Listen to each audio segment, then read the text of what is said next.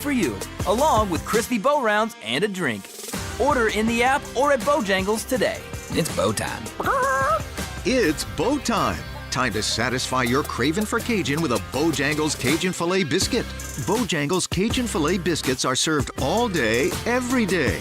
And with that biscuit, why not add Bo's Iced Coffee? That's right, Bo's Iced Coffee with sweet cream. Choose caramel or French vanilla. Bo's new Iced Coffee, a great way to sweeten your day. When you're hungry for flavor and value, it's Bow time. Complete rules for all contests on Sports Radio The Buzz and 99.9 The Fan can be found during normal business hours at 3100 Highwoods Boulevard in Raleigh, or always online at 999thefan.com. Get in the zone, AutoZone. Welcome to Markdowns for Miles at AutoZone. Thanks. Is oil marked down? Save up to $15 when you buy 5 quarts and a filter. And fuel treatment? 2 for $9 on Lucas. Brake pads? Marked down to free. Free? Get free Duralast brake pads when you buy 2 Duralast rotors. That's several markdowns. For many more miles. Get in the zone, AutoZone. Restrictions apply. I'm attorney Brian Ritchie. Workers' comp can be tricky, but my law firm will be on top of all the complicated paperwork and sneaky deadlines so that all of your I's are dotted and T's are crossed. If you've been hurt on the job, I'm on top of it. Contact us at ritchielaw.com. All of us have a role to play in promoting a mental health friendly workplace. Learn more at whatcanyoudocampaign.org. Broadcasting live from the Eagle Leasing Storage Studio. WCMC HD1 Holly Springs. 99.9 The Fan, the Triangle Sports leader. I'm WRAL meteorologist Elizabeth Gardner, and enjoy this gorgeous afternoon. A high of 77, mostly sunny skies and low humidity.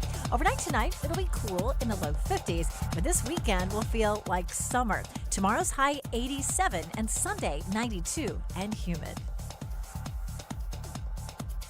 3 o'clock check of your money. Dow Jones down 460 points to 49,603. He'll move it. 9 seconds left on the power play. Blake with it. Sent across. They score! A power play goal! And Nikolai Ehlers into the Philadelphia zone. Snap back. He scores! Oh, Seth Jarvis with a chance. Drifting in. Getting a shot free is Hall. Still loose. They score! They score! It's over! Carolina. Taylor Hall wins it in The Drive with Tim Donnelly on 99.9 The Fan. The Drive with Tim Donnelly here on 99.9 The Fan. Happy Friday, everybody. It's Friday. There you go. Celebrate appropriately. It is Friday. Captain's log, still no Carolina Hurricanes hockey. But some of the rest of the NHL playoffs is shaking out appropriately. We're learning more every day about who could be the future opponents of the Carolina Hurricanes. And matter of fact, after I introduce ourselves, I'm Tim Donnelly, Dennis Cox producing. Let's not wait any longer. Let's get right into the Big 3 at 3.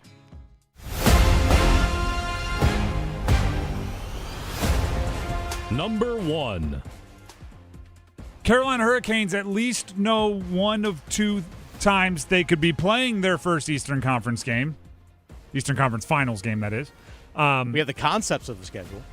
Exactly. Have you ever, at the DMV or something, waited a long time only for them to then give you the your number? Oh. And then you go back to waiting? There's a long line to get a number. I feel like that's what just happened for the Canes. You waited all this time. They're like, all right, Carolina. You're like, oh, sweet, it's us. You walk up, they go, Tuesday or Thursday? Oh, okay, thank you. You take your number, you go sit back down and wait.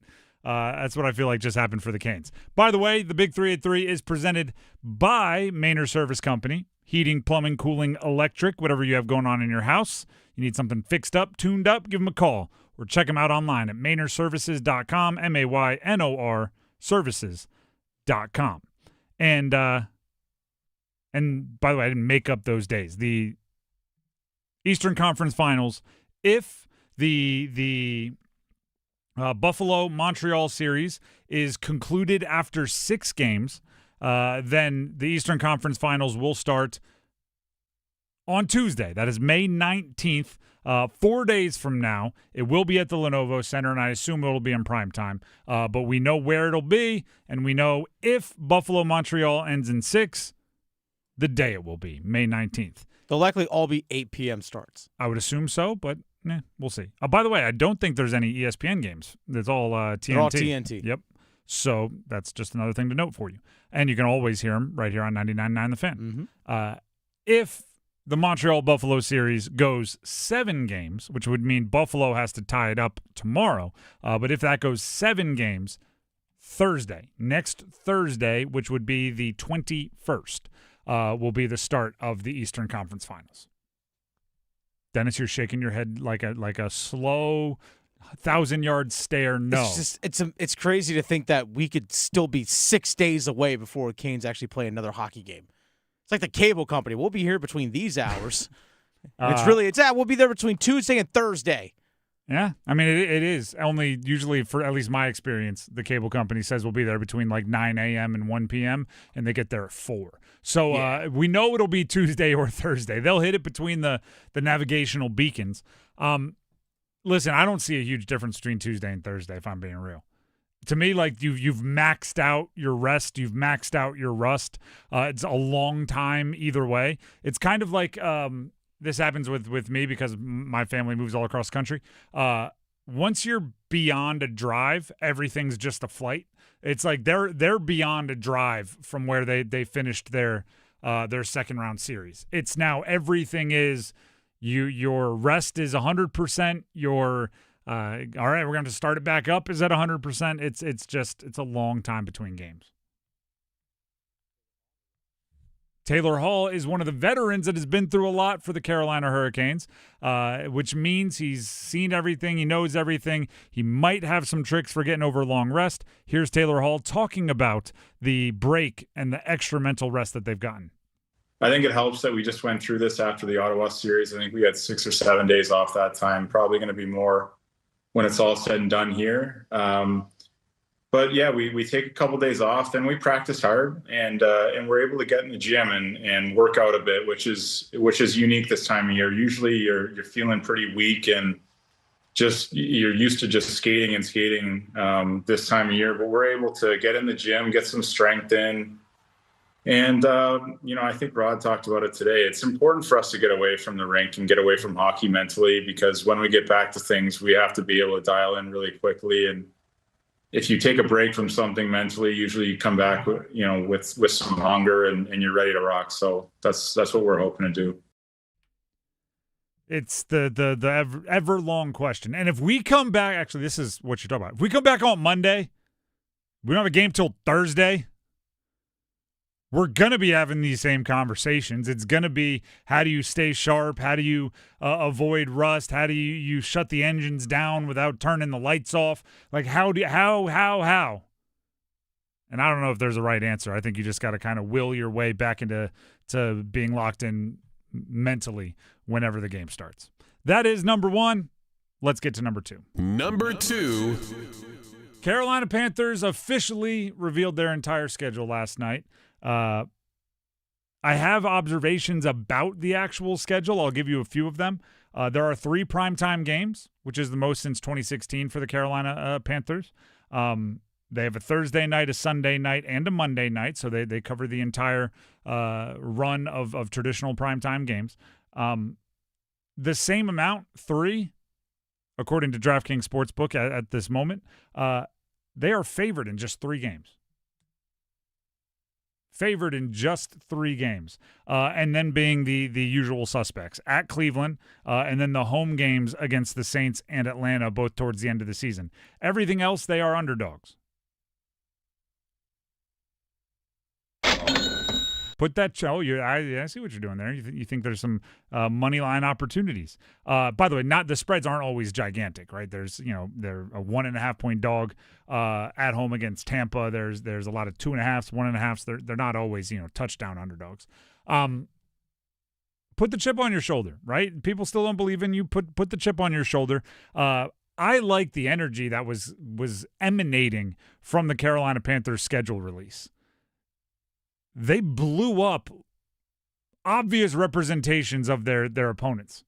And I'd like, that's exactly what it is. They took something that would represent the opponent that they are revealing in the schedule. Like, you know, if it is if the Detroit Lions, it's in a car, right? Motor City, and it's a lion plush animal sitting in that car, and then they used explosives like TNT, old school Wile E. Coyote Acme explosives, and boom, blew it up.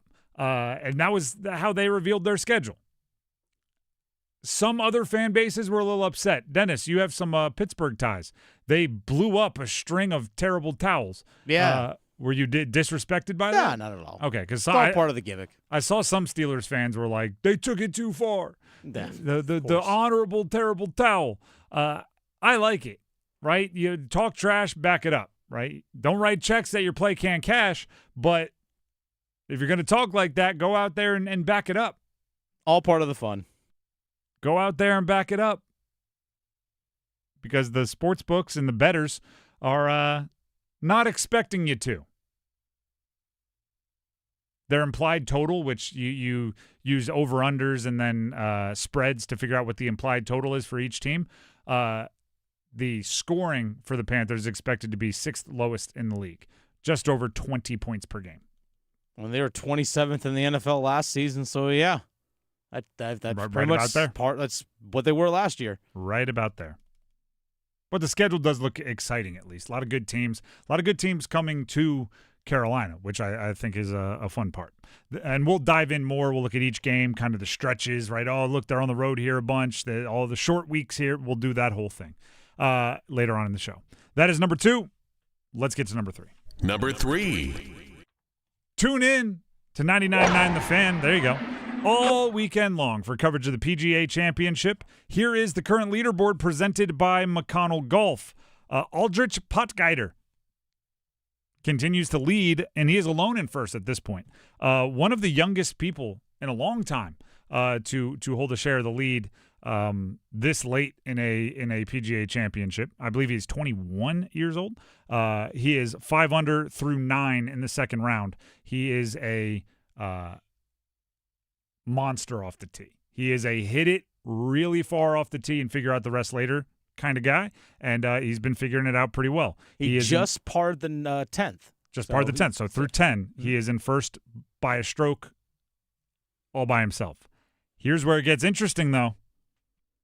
Before the tournament, I highlighted all the local guys, all the people with local ties. One of them, Alex Smalley, who played his college golf at Duke, second by himself. He is in a solo second right now in the clubhouse, so he has completed his second round.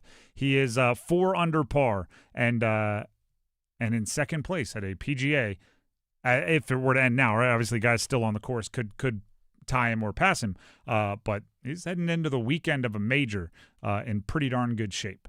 The rest of the top 3, Hideki Matsuyama, 3 under par, Chris Goddard, 3 under par, Jason Day, 3 under par, Steven Yeager, 3 under par, Minwoo Lee, 3 under par, with a mix of done and in the clubhouse and still out there trying to make some hay.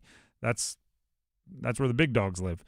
Justin Thomas, Cam Young, Scotty Scheffler, more big dogs sitting just 3 strokes off the lead at 2 strokes under par.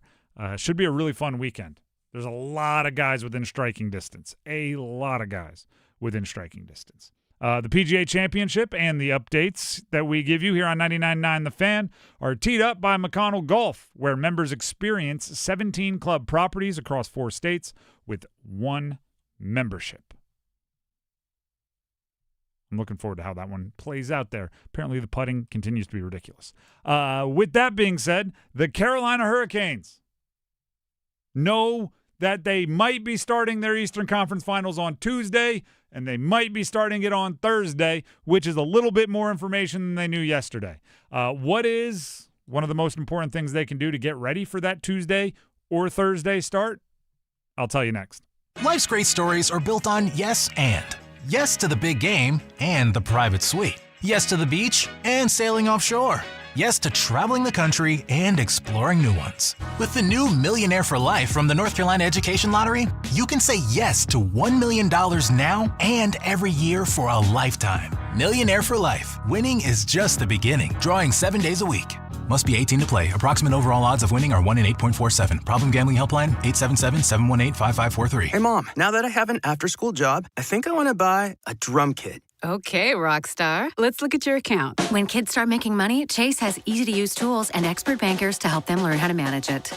And next month, I'll buy the bass drum and the cymbals. Oh, and maybe some noise-canceling headphones for you. Aw, you've thought of everything. Help kids save, budget, and build financial independence, all with Chase. That's good for kids and good for parents. Visit your local Chase branch and get started. Account subject to approval. JP Morgan Chase Bank, N.A. member FDIC. Tim Donnelly here for Bailey's Fine Jewelry, specifically the Fox & Bailey Watch Shop located inside Bailey's Fine Jewelry at their Village District location. Now, here's the deal. Everybody that's been on a watch buying journey knows it's not always a straight line. It's not always linear. Sometimes your tastes change. And while you may have a luxury watch that you've loved, a luxury timepiece that you have dreamed of, but your tastes are changing. So, Bailey's Fine Jewelry is actively buying luxury timepieces. Your Rolex, Cartier, Panerai, Hublot, Omega, Breitling, Tudor, Patek, Audemars Piguet. If you have had it, you've enjoyed it, and now it's time for someone else to have the same experience while you move on to your next Grail watch, the next thing on your wish list. Stop in today to speak with one of their experts, their talented watch experts at the Fox & Bailey Watch Shop to talk about selling or consigning a watch. It's all at Fox & Bailey Watch Shop, located inside Bailey's Fine Jewelry at their Village District location.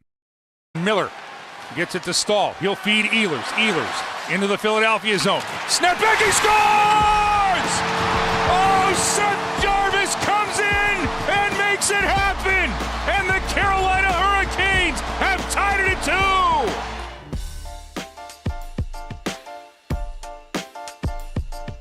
2! The Drive with Tim Donnelly, 99.9 The Fan. The anticipation is just going to continue growing and growing and growing for the Carolina Hurricanes Eastern Conference Finals appearance. Darn near restless at this point. At this point, you're restless. There's going to be an anger at some point in time, and it's going to cycle all the way back around to excitement, hopefully.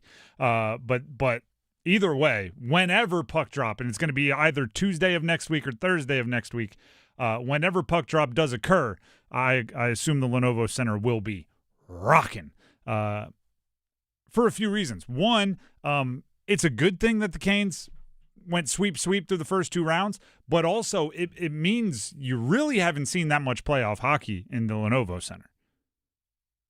Saw 4 games through 2 rounds. So, and maybe this is me being naive because fandom is interesting and I don't know all the business mechanics behind it and everything.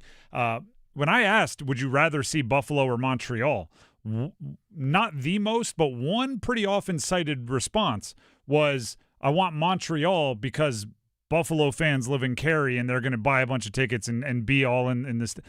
If you're a Canes fan, especially if you're a season ticket holder or if you're somebody that often goes to games, there's really no excuse not to make sure you are in attendance because, it's not like you had to buy 7 tickets already for home games because they took those series. Like 4 games, you got weeks, you get paychecks in between each series because they're basically like week breaks in between. Like, yeah, make sure that the Canes fans dominate the arena. That's what I'm getting at.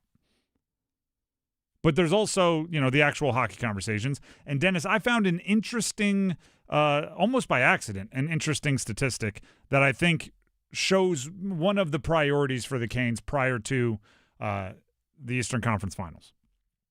And it's not rocket science here. It's what a lot of people are saying. I think you got through and you thrived in the first 2 rounds, but you need to get your top line scoring more in the Eastern Conference Finals.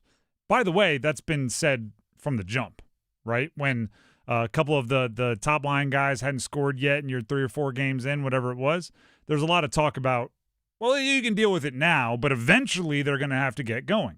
I was looking on, I think it was Money Puck, and I was just sorting, all right, looking through stats, trying to figure some things out. and I stumbled upon it's not. I mean, pretty common stat, but it was just forward lines, right? So groupings of 3 names that had the most expected goals in the NHL this season. Number 1, Colorado, Laakkonen, McKinnon, Natchez. And I was like, all right, that makes sense. Number 2 was the Stankoven line, Hall, Stankoven, Blake. And I went, they've been playing great. There it is.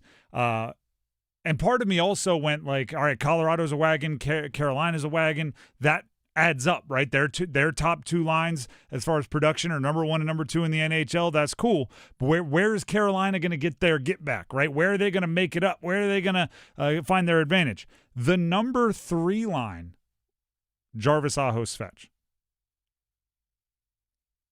And I went, that's the key, right? There's the difference right there. You need that line to be Carolina's like 2-punch combo. You need them to be the pow. You need them to be the I don't care if they're first or second, but you need both of those lines to be playing elite because that's what they have that some of the other teams remaining don't. And if you're wondering, by the way, Buffalo didn't really have one. They had none super elite. Montreal had number 6. Slavkovsky, Suzuki, and Caulfield were number 6 in expected goals as a trio. And I went, all right, so if you catch Montreal in the Eastern Conference Finals, and if you are fortunate enough and deserving enough to make it out of the Eastern Conference Finals to the Stanley Cup Final, guess what? Your top line, at least on paper, at least based on regular season statistics, will be close to matched or perhaps exceeded by what you're facing on the other side in their top line, their most productive line. But the thing you have that they didn't this regular season was 2 of them. The thing you had that they didn't this regular season was your top 2 lines could both create chances that led to those gaudy expected goal totals. So that needs to come back. And you need to have the type of expectations that are beyond, well, they're asked to do so much and they're doing this defensively or they're doing this. That's all great, right? All the multiple ways that they can impact a game, that's fantastic.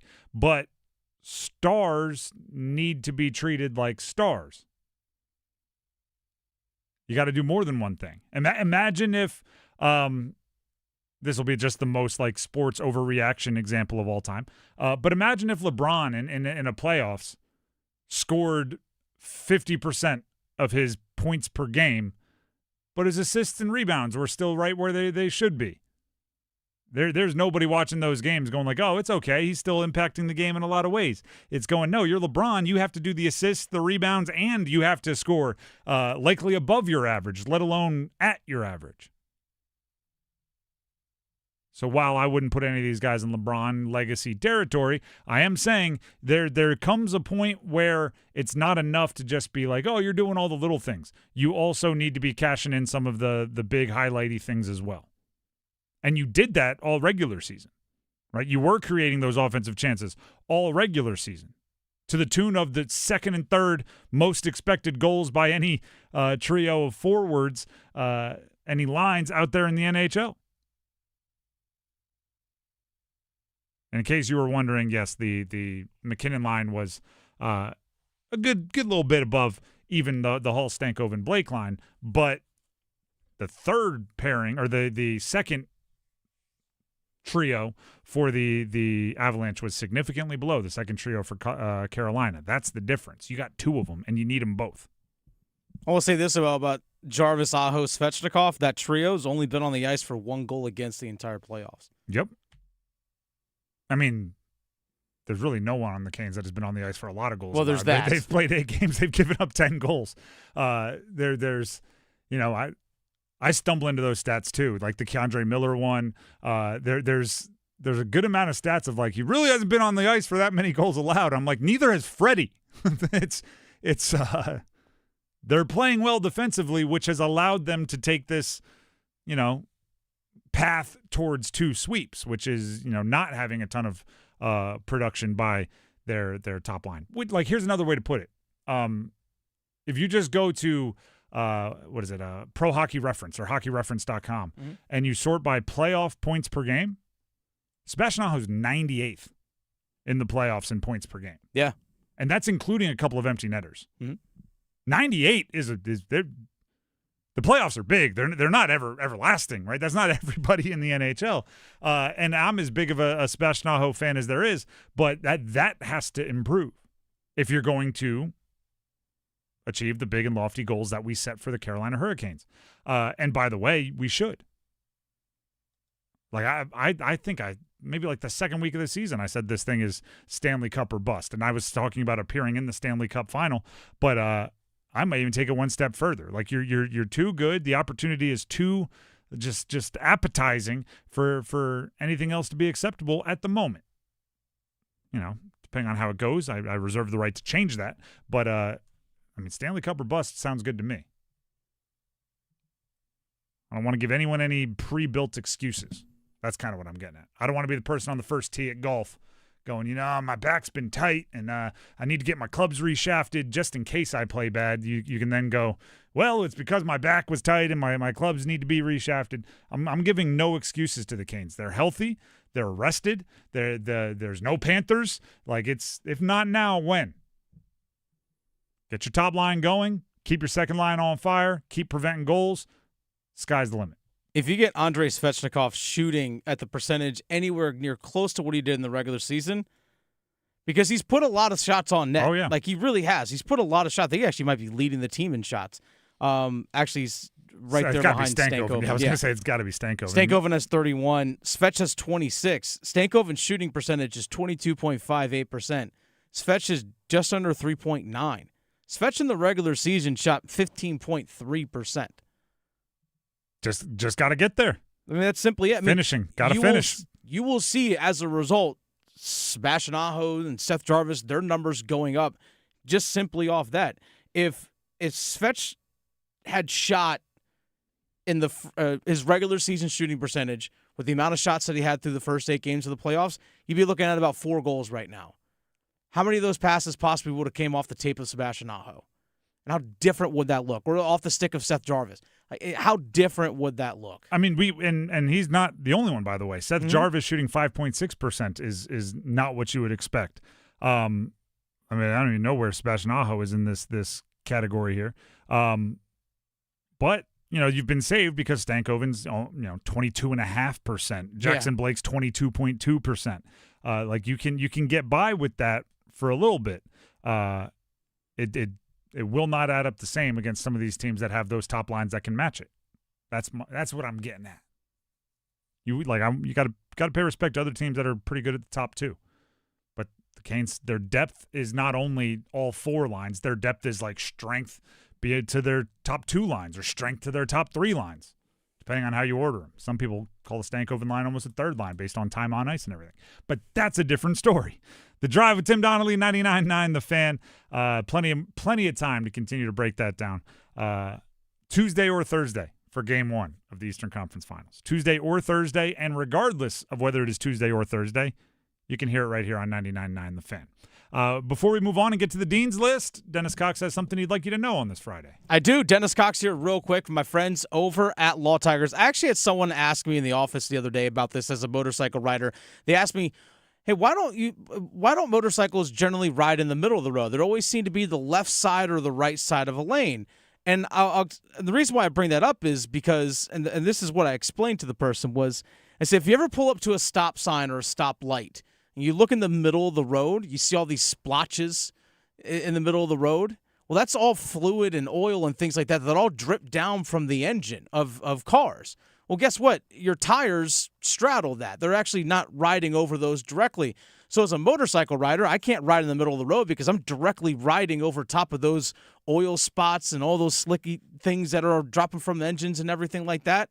Well, that's what gets on your tires. That makes your bike less safe out there on the road. So you want to ride in the same lane as the other tires of the vehicles in front of you. You want to match the tires of those cars in front of you. So that's the reason why. If you ever see a motorcycle on the road, whether in the inside or outside of a lane, that's the reason why. So keep that in mind anytime you're passing by a motorcycle rider, that they might be slightly over to one side of the lane as opposed to the other. But if you're injured in a motorcycle accident as a motorcycle rider, make sure you contact Law Tigers at 1-800-LAW-TIGERS even before you get in touch with the insurance company. Your case evaluations are always free, and you don't pay a dime until your case settles. So give them a call, 1-800-LAW-TIGERS, or visit lawtigers.com. Law Tigers is a network of independent law firms who are members of the American Association of Motorcycle Injury Lawyers. Law Tigers is not a law firm.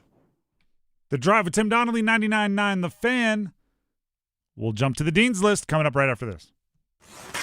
Canes fans, this is your playoff headquarters, the Dugout Tavern and Grill on Kelly Road in Apex. Catch every Carolina Hurricanes playoff game the way it's meant to be seen. An official member of the Canes Bar Network, the Dugout has the sound on for every game, a massive 16-foot video wall, and bucket specials, plus $4 storm surge drinks to keep the energy high all night long. So grab the gang, wear your red, and cheer loud. The Dugout Tavern and Grill in Apex, where Canes fans bring the storm. Finding great candidates to hire can be like, well, trying to find a needle in a haystack. Sure, you can post your job to some job board, but then all you can do is hope the right person comes along. Which is why you should try ZipRecruiter for free at ZipRecruiter.com/free. ZipRecruiter doesn't depend on candidates finding you. It finds them for you. Its powerful technology identifies people with the right experience and actively invites them to apply to your job. You get qualified candidates fast. So while other companies might deliver a lot of hay, ZipRecruiter finds you what you're looking for. The needle in the haystack. See why 4 out of 5 employers who post a job on ZipRecruiter get a quality candidate within the first day. ZipRecruiter, the smartest way to hire. And right now, you can try ZipRecruiter for free. That's right, free at ZipRecruiter.com/free. That's ZipRecruiter.com/free. ZipRecruiter.com/free.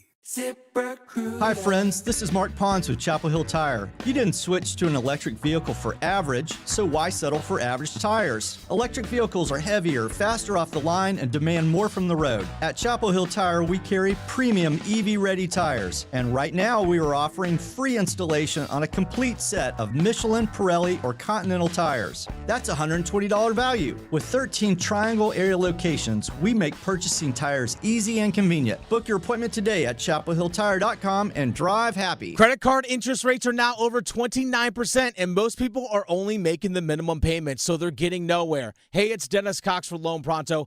But here's what many homeowners don't realize. Using the equity in your home, you can easily access hundreds of thousands in cash. With Loan Pronto's Rapid Equity Loan, you can pay off your credit cards, your existing HELOC, your car loans, or get money for that home improvement project. One client just got $100,000 approved and saved over $1,500 a month.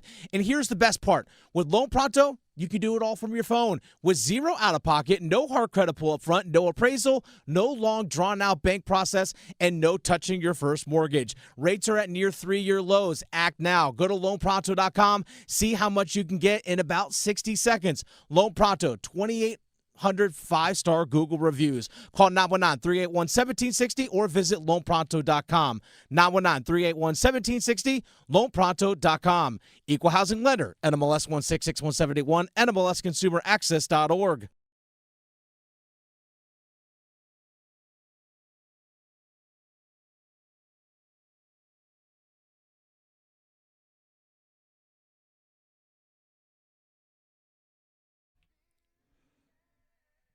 The Drive with Tim Donnelly, 99.9 The Fan.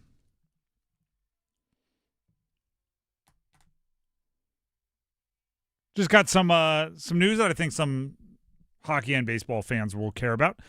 Tonight, you can hear NC State UNC baseball right here on The Fan, 99.9. I believe that's a 7 o'clock opening pitch. That is correct. Tomorrow, you can hear NC State and UNC baseball, the afternoon game, right here on 99.9 It's The Fan. a 2 o'clock first pitch, if I remember correctly. And tomorrow night, you can hear Buffalo-Montreal. That's right, 8 o'clock. That's an NHL game that will decide, or could decide, I should say, who ends up playing the Canes in the Eastern Conference Finals. If Montreal wins tomorrow, they'll play the Canes, and they'll play the Canes on Tuesday. If Buffalo wins, they'll have to play again in Game 7, and then the winner of that will be the team that faces the Canes, and the Game 1 for these conference finals won't be till Thursday. But you can hear it here on 99.9 The Fan. So you can get baseball in the afternoon, playoff hockey at night, right here on this station.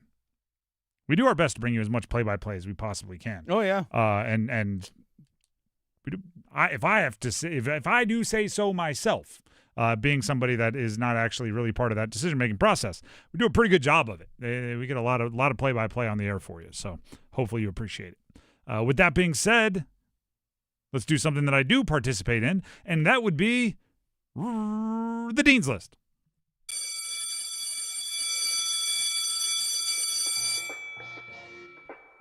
So here's the deal, everybody. We are going to honor those that are directly or indirectly related to the college sports world that we care about so much here in the Triangle. I said it earlier, but I'm going to say it again because I believe it is worth mentioning. Alex Smalley, former Duke golfer and also a former Wake Forest high school golfer. Last I had checked, and as I glanced at the television, it is still true. He is alone in second place in the PGA Championship right now. So Wake Forest High School and Duke golf product, mixing it up with the biggest names in the sport at a major, and through 2 days doing pretty well. I was about to say holding his own, but more than holding his own right now. Yeah, I mean, if your name's not Aldrich Potgeider, Smalley's playing better than you through this point in the season, or this point in the tournament, I should say. And that would obviously include all of the big names that you know. More Dean's List as we move right along. Dennis, you knew we had to go here. Chloe Humphrey in UNC women's lacrosse. Another hat trick last night. And did you know that she becomes the 6th player in NCAA women's lacrosse history with a 100-goal season? I did know that. So Carolina, her team, beat Stanford, which means Carolina's going to the women's lacrosse Final Four. Mm-hmm. They play Maryland. A lot of traditional good lacrosse schools being in the mix here. Yeah, a couple. So they'll take on Maryland in the Final Four. Northwestern also advancing. And in the process, she becomes just the 6th player in NCAA women's lacrosse history to go over a century of goals in a season. A century in a season. She's just a sophomore. She was Player of the Year last year, won the Tewaaraton, and her numbers this year are better. You know what Carolina should be really happy about? What's that? That, players don't leave early to go pro in women's lacrosse. For real. Because she wouldn't be here right now. She would have been the number 1 pick last year. One and done. But she'll hang around, probably keep adding to that legacy. She'll be playing for Team USA in the World Championships this summer. That's pretty cool. Yeah, she'll probably lead them in scoring. I mean, if history indicates, she'll be just fine. Do you have any Dean's Listers you would like to throw out here? I do. I actually want a couple I want to throw in here. Kenzie Todd as well as Reese Walker, Meredith College women's lacrosse, right here in Raleigh. Both honorable mention All-Americans this season. Oh, all right. Anything like Team USA, All-American, anything that's like you're national, you're getting, that's pretty cool. Pretty cool. Brag about that. So congratulations. What were their names again? Reese Walker, Kenzie Todd. There you go. Reese and Kenzie. Congrats. Dennis, I have to follow up on one of, I don't even know if it was your Dean's List. I think it was a loser a couple weeks ago. Oh, okay. But, hey, if we call you a loser and you fix the reason that you're a loser, we'll add you to the Dean's List. We might make you a winner. Arkansas tennis. Okay. Remember 3 weeks ago they were disbanded? Yeah. Well, guess what? They're back in business. Let's go.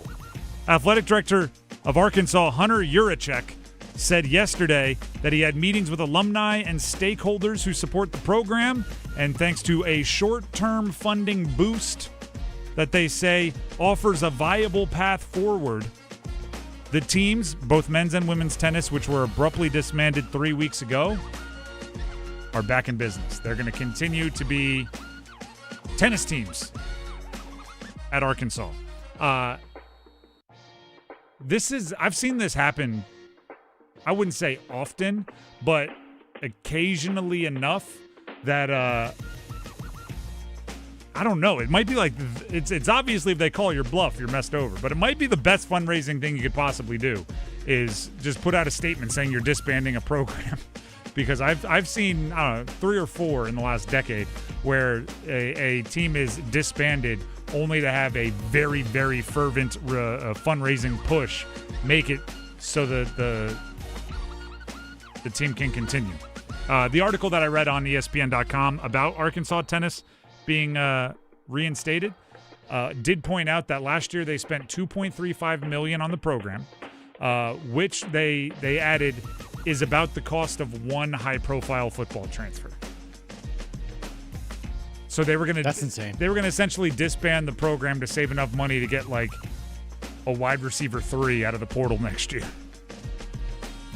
But the fundraising was there. They raised the money, and Arkansas tennis is coming back. I don't know if that is good news, but it also might be like, this week's sign of the apocalypse. Remember that from the old Sports Illustrated? Oh, yeah. It's good news because the players there get to continue to play tennis where they committed. I think that's good for college sports. It's just wild to think about. Like, yeah, we could cut this athletic department or this entire program to fund one athlete on a football team. We could ruin. I mean, how many people are on a tennis team? Say 10. I think it's 10. 8. Yeah, and if they have any bench players, right? Like 10 or 12 men's, 10 or 12 women's tennis players. We could just ruin their college experience, or we could afford a backup right tackle. Which one do you roll with? Might not even be there for like a semester. True. Could take the money and run. Yeah. That's college sports nowadays. But I am happy tennis gets to be played at Arkansas. Now they're in the SEC, so I hope they lose every match. But I'm glad that they get to continue to play. That's big of me, right? Right? More Dean's List. Last one here that I have written down. University of North Carolina football routine. All right. The ACC put out their Friday games of schedules, their Friday schedule of games. So a bunch of games that had been TBD or had been Saturdays or bumped over to Friday as the ACC learns the lesson that the NFL also has learned, which is it's better for ratings if you play as many football games when fewer football games are going on. So you want to play them Fridays, Thursdays, Wednesdays, Tuesdays because you get better ratings. The NFL's doing it. Red Zone, certain Sundays this year, it's going to be like 2 games going on because they got 3 on Wednesday, 1 on Thursday, 2 on Friday, a couple on Saturday, and Sunday football. They used to care about us. Now they just care about money. They used to care about making our Sundays awesome. But the ACC is learning too. They should have never given up their dominance on Thursday. Old school ACC Thursday night football was great, but they're now adding Fridays. Carolina, every single game on Saturday. Every single football game they have is a Saturday game. They had a Monday nighter last year to open it up against TCU. There's the Friday night schedule. There's random one-offs in different countries that get played on different. Nope, they are Saturday every game. Routine, creatures of habit. Actually, I get why you'd want to play on other days, but I do kind of like as a player knowing exactly what the deal is. My Thursday meal with the lineman. Thursday, I never got to move it. Like, it's all lined up. I do kind of like that. You don't have to have the conversation of, I know it's Tuesday, today's Wednesday practice, fellas. We're on a Wednesday schedule. You don't got to do any of that. And that is the Dean's List. We can go ahead and dismiss.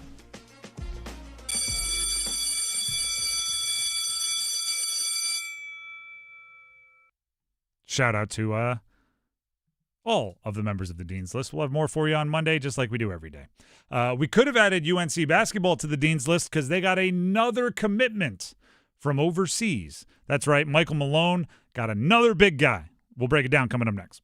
Adam Gold in studio with my friend Patrick Day from the Aluminum Company of North Carolina. A lot of people have work to do on their homes. They need a roof. They want windows, siding. You guys do everything. But people are also, I'm not sure I can afford it. The Aluminum Company is a great place to go. Tell us why. Well, tons of times I'll go out to people's houses and they're thinking about doing a bunch of home improvements at once. Siding, roofing, windows are a big package, right? And the first thing they think of is, well, I'm going to need to go get an equity line or a second mortgage. One of the things we have is tons of financing options where you don't even need to go to your bank. We can do that in-house for you and run payment options for you. And lots of times the financing that we offer is a better percentage rating than you can get from your bank, and you don't have to go through all that mess to get to it. I like that. Also, is there 12 months, 0 interest? 12 months, 0 interest, 0 payments for 12 months. 0 payments and 0 interest at the same time for 12 months. That is correct. That is a double header right there.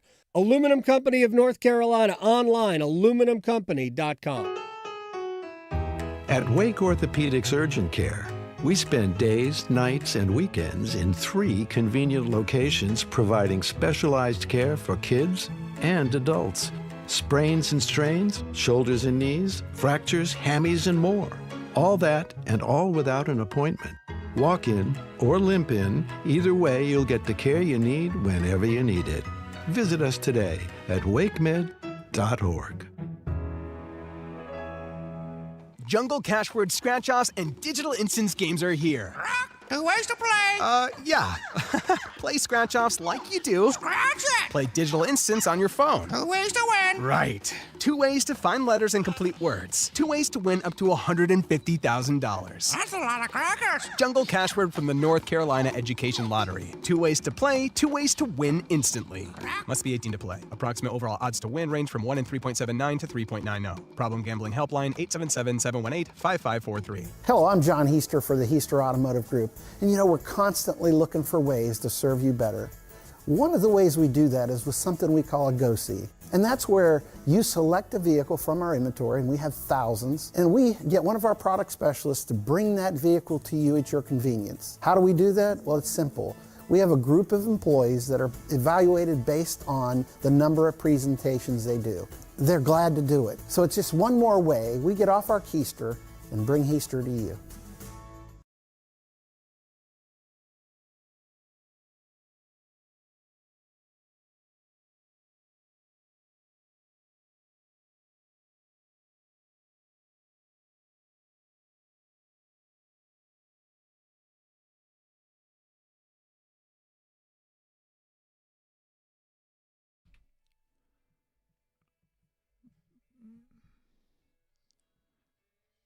The Drive with Tim Donnelly here on 99.9 The Fan.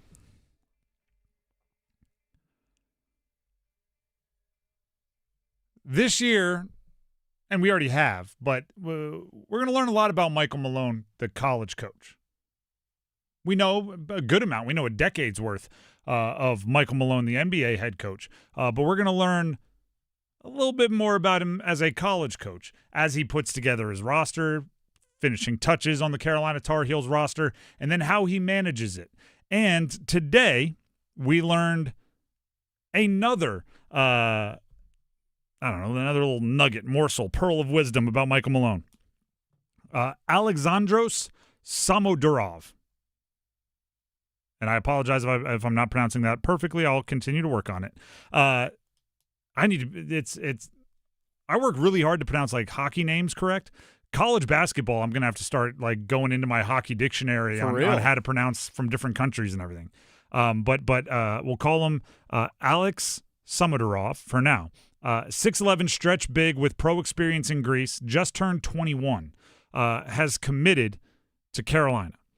And guess what we're learning about Michael Malone? He wants size. He wants height. He wants to look like a basketball team when his guys are just walking around, right? You ever walk around with just a group of tall people and everybody, maybe this doesn't happen. My family's very tall. Sometimes you get all the cousins together, you walk around, people just go like, are you a basketball team? We always say, no, he wants those same questions coming in. I'm going to read you the heights of the players on his team. We'll start tallest and work our way back. 7 feet, 6'11", 6'10", 6'9", 6'7", 6'6", 6'5", 6'5", 6'5", 6'4", 6'3". That's the team that Michael Malone has put together in his first handful of months as the head coach and lead decision maker of the Carolina Tar Heels. 2 years ago, Carolina had a team where for multiple stretches of very important basketball, the tallest guy on the floor for them was 6'8". They could field by the way, could literally, because Neoklis Avdalis, the player with their first transfer commitment from Virginia Tech, is a 6'9" combo guard. He could be considered a point guard. So play him at the 1 at 6'9". Jaren Stevenson, who played at Carolina last year and recommitted back to the program, he's 6'10", but he has some perimeter skills. He can shoot. He can handle. Let's say you want to go big, play him at the 2. I just described Samodurov, from what I've read, as a skilled offensively stretch big that can put it on the deck. So play him at the 3, then go 7-footer in Bennerman, the transfer from Northwestern, 7-footer in Keita, the Barcelona Youth Academy product, and you just had an entire lineup that is as tall or taller than your closing lineup was at Carolina 2 years ago. Every single person. When Van Allen Lubin was your main big in ACC tournament games, or you're trying to play to extend your season 2 years ago, every player I just described, you could play a 5 where everyone is taller than him. Michael Malone is not going to get pushed around. It's kind of how Duke's been built in the last few years.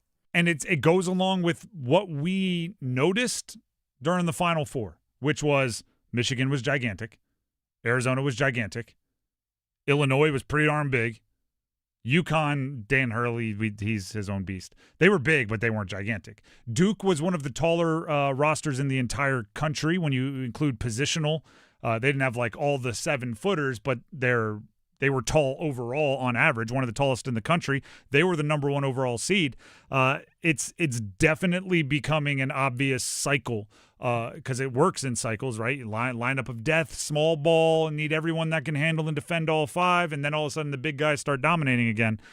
Teams are preparing for, even if you don't have the best bigs, you need 3 or 4 6'10", 6'11 plus to be able to defend and fight with and go down low with the teams that are the best on your schedule. If they get Matt Abel back, because Matt Abel is at the NBA Combine and he said he's still up in the air, but he's like a 6'5" wing.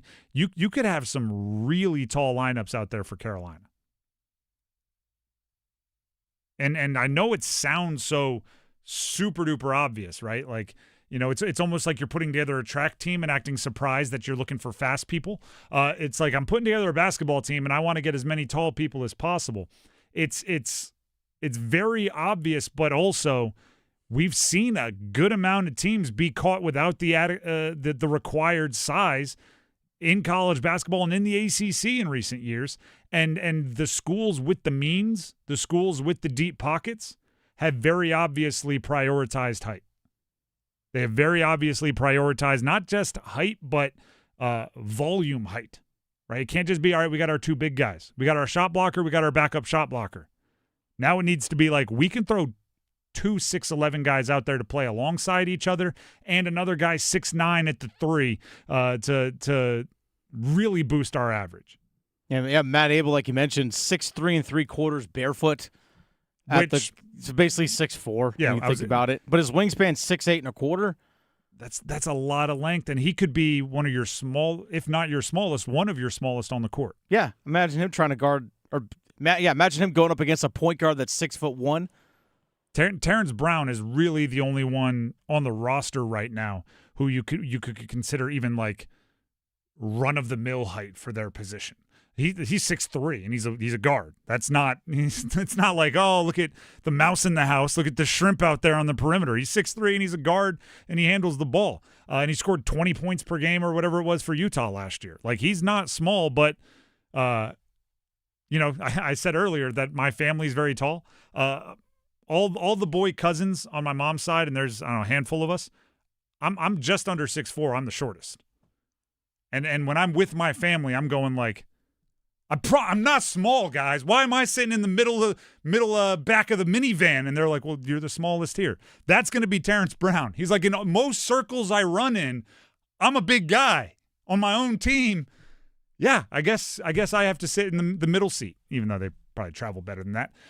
It's all relative. They're gigantic. When Duke and UNC face each other, it's going to be the ultimate. Like, if you're watching on TV, you're not going to realize how tall everybody is out there because it's going to look normal. Because they're both going to have two guys 6'10 plus. They're both going to have tall perimeter. They're both going to have point guards that are 6'4 plus. And it's going to go like, yeah, they look normal. Until like a ref walks in there, and then you're like, whoa, wait a minute. Why is that ref 4'2"? He's not. Probably 5'11". It just looks that way.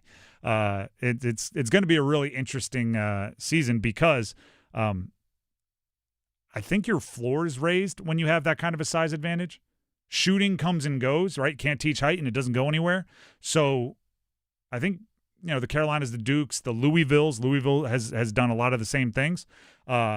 I think they're going to be pretty darn consistent when it comes to how they play against the non-super height-dominated teams, because you can always lean on it. It's a great break glass in case of emergency, right? If your perimeter shooting it well, great, keep shooting. If not, all right, you've missed enough. Let's pound it into the post and get a couple easy ones and go from there.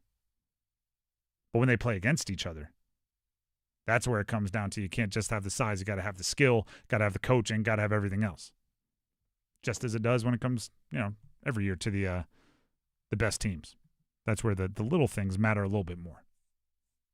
I mean, even Kevin Thomas, Maximo Adams, some of their freshman commits, guys with perimeter skill sets, 6'6", 6'7". It's just a lot of height for Carolina.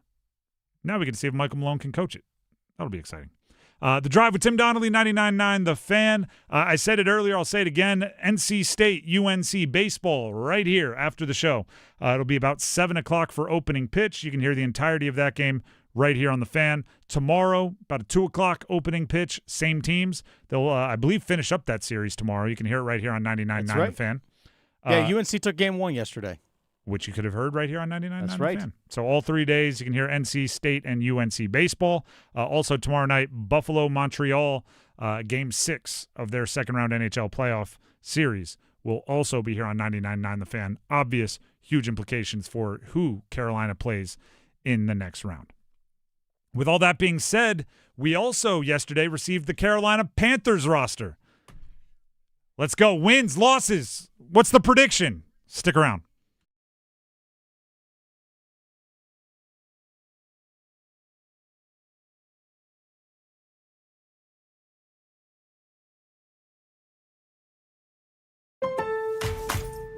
Summer means longer days and more deals at Lowe's. This Memorial Day, shop Miracle-Gro 0.75 cubic foot garden soil, 5 bags for $10. Plus, get select 1.5-gallon red, white, and blue annuals hanging baskets, 2 for $15 to show off your favorite plants. Stop traffic with stunning landscaping and save while you do it. Our best lineup is here at Lowe's. Valid through 5/27. Excludes Alaska and Hawaii. Selection varies by location while supplies last. Hey, it's Amanda here, back again with my friend Coach Pete. Coach, there's somebody out there listening right now driving down the road that has all their money in a regular savings account. Yeah. Tell me why that's bad. Well, you're losing money safely there. We want it safe, so we put it in the bank. But if you're not keeping up with what inflation is, your money is losing buying power. Because, yeah, it's safe in the bank, but it's losing the buying power. There's nothing wrong with having some money in the bank. You need to have some for an emergency account because you can get to it right away. Mm-hmm. But any more than 5% of the money you have in a bank account is crazy these days. Wow. So let's show you a way where you could have the safety, but have your money growing, tied to the S&P 500 sometimes, or different market indexes on the upside, but never the downside. In other words, you get to share in the gain of the markets, but never on the losses. And then you get lifetime income. So it turns into a retirement account when you need it the most. If you'd like to see this in writing, call us right now. No cost or obligation. 919-794-7900. 919-794-7900. Amanda Daughtry is a paid spokesperson. Investment advisory services offered by Capital Financial Advisory Group, a North Carolina registered investment advisor. See if you're a winner every night. Watch live lottery drawings on WRAL TV's 11 o'clock news. That's right. Carolina Pick 3, Carolina Pick 4, and Carolina Cash 5 numbers every night on WRAL-TV's 11 o'clock news. See if you're a winner before you go off to bed. Get your lottery numbers live every night. North Carolina Education Lottery. Only on WRAL-TV's 11 o'clock news. I'm attorney Brian Ritchie. Getting hurt in a car wreck comes with all kinds of stress and frustration. But when you call me, I'll be on top of all of it. So all you need to worry about is getting better. If you've been injured in a car wreck, I'm on top of it. Contact us at ritchielaw.com. Broadcasting live from the Eagle Leasing Storage Studio. WCMC HD1 Holly Springs. 99.9 The Fan. The Triangle Sports Leader. I'm WRAL meteorologist Elizabeth Gardner. Lovely afternoon for us. Temperatures in the upper 70s, partly cloudy skies, and low humidity. 52 overnight, and we'll see clear skies. And tomorrow we begin to heat things up. We'll see a high of 87 Saturday, and then low 90s on Sunday. And Sunday in particular will also feel quite humid. 4 o'clock check of your money. Dow Jones down 520 points to 49,543.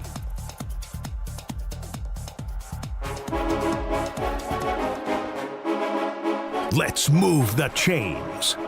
Time for football at 4. The Drive with Tim Donnelly, 99.9 The Fan. It is time for football at 4. We have the schedule for the Carolina Hurricanes. Excuse me, Carolina Panthers. I wish we had the schedule for the Carolina Hurricanes. We kind of know the Hurricane schedule. All right, since I flubbed it, tell everybody what we know about the Carolina Hurricanes schedule. So if Buffalo beats Montreal tomorrow and forces a Game 7 on Monday, the Canes will play Game 1 on Thursday next week at the Lenovo Center with Game 2 coming on Saturday. If Montreal wins tomorrow night, which you can listen to right here on 99.9 The Fan, 8 p.m. tomorrow evening. If Montreal wins, closes the series out in 6 games, then Game 1 will be this coming Tuesday for the Carolina Hurricanes, with Game 2 being Thursday, Game 3 being Saturday in Montreal in the Bell Center over Memorial Day weekend. Thank you. You're welcome. See, I wasn't lying when I said we know the schedule for the Hurricanes. But what I was trying to say was we know the schedule for the Carolina Panthers. We have their entire schedule week by week broken down, which games are prime time, which games are home, which games are away. And there's only one thing to do on a Friday, where we do make a lot of picks on Fridays. There's only one thing to do on a Friday when you have the entire schedule drawn out for you on a Thursday. And that is go game by game and talk it out. Dennis, me and you, we're gonna get to the bottom of this. We have to decide each game whether we think it is a win or a loss. We're predicting, not hoping, right? This isn't a wishful thing. We're actually going to hash it out. Win or a loss, and then at the end we'll see what we come up with as a record. This is not an official lock-in pick. I want to be clear on that, right? If on the eve of the year when we do make our official predictions, if it is different, I want to be completely open that you know, this is just gut instinct, gut reaction, and I want to compare to see how good we are. And we start with week 1 at home. It is a 1 o'clock Sunday game mixed in with the rest of the slate. At home versus Chicago. The Panthers are a 2.5-point dog, so they are the underdog here. Do you think they get the win? No. I agree. Lose week 1. I agree. I think it's a loss. I think Chicago is one of the better schemed-up teams, and they have a really impressive talent base, especially early on before they deal with any injuries. I think they'll be pretty good. I think also as well as the first game, Brad is at calling plays. Ooh, you're expecting speed wobbles there? Yeah, I think the first few weeks of the season we should expect that. Well, they are an underdog the next week. This is week 2, again Sunday at 1, first road game. It's a division game at Atlanta. I think they lose this one too. You think they lose that one? Yeah. Bryce balls out in Atlanta. There's something about playing in that stadium where that dude just, for some reason, has like the best games of his career. Give me Carolina to win in Atlanta. All right, just because the juju, I'll go. They're 1-1 after 2, and the juju being that he does light up Atlanta. At Cleveland, this is one of 3 games on the entire year that the Carolina Panthers are favored. They are a 1.5-point favorite on the road. Which is tough for me because I love a home dog, but not the dog pound home dog. I think Carolina wins this one. I don't, at this point, even know who's going to be playing quarterback for Cleveland. It's all right. They won't either. If it's Deshaun Watson, it'll be brand new for him still. It'll be his third game in however many years. If it's Shedeur Sanders, I wasn't tremendously impressed last year. And if it's anybody else, that means the wheels have fallen off. So I think we're both going win there. Yeah, I'm going to go win there because they might be on their third quarterback in 3 games, Cleveland, if we're being honest. Might be Dylan Gabriel starting. So we're above 500 going into Game 4. Yeah. Game 4 is a Sunday night football game. You're going to have the Detroit Lions in Carolina. Home showcase for the league. Everybody's intrigued. They watched your playoff game last year against the Rams. Oh, they might have something here. Now you're coming into a game against Detroit with a winning record. Loss. Yeah. I mean, respect to Detroit. They've built something pretty darn good there. Detroit's a really good team. And their offense got better. They struggled a little bit with a new play caller. But once Dan Campbell took over, their offense kind of picked back up, and they got a lot of talent there. Can't lose on a bye week, so through 5 weeks, they are 500, sitting at 2-2. Which I think is a good start for them. Yeah. 2-2, do a bye week. Allows Brad Idzik to kind of reset himself. Especially Chicago and Detroit are probably going to be two of the more popular picks to at least make it to a conference championship game. Mm-hmm. At Philly, Sunday, 1 p.m., this is the second largest spread against them. 6.5-point dogs for the Panthers at Philly. They took Philly to the wire. They've not necessarily shrunk against that team. I still think it's probably a loss. I'm going to go with a loss as well to Philadelphia because you look at Philly's schedule, at least early on in the season, like they're home against the Commanders, they're at the Titans, they're at the Bears, home against the Rams, they get the Jags, so they're going to be a little battle tested.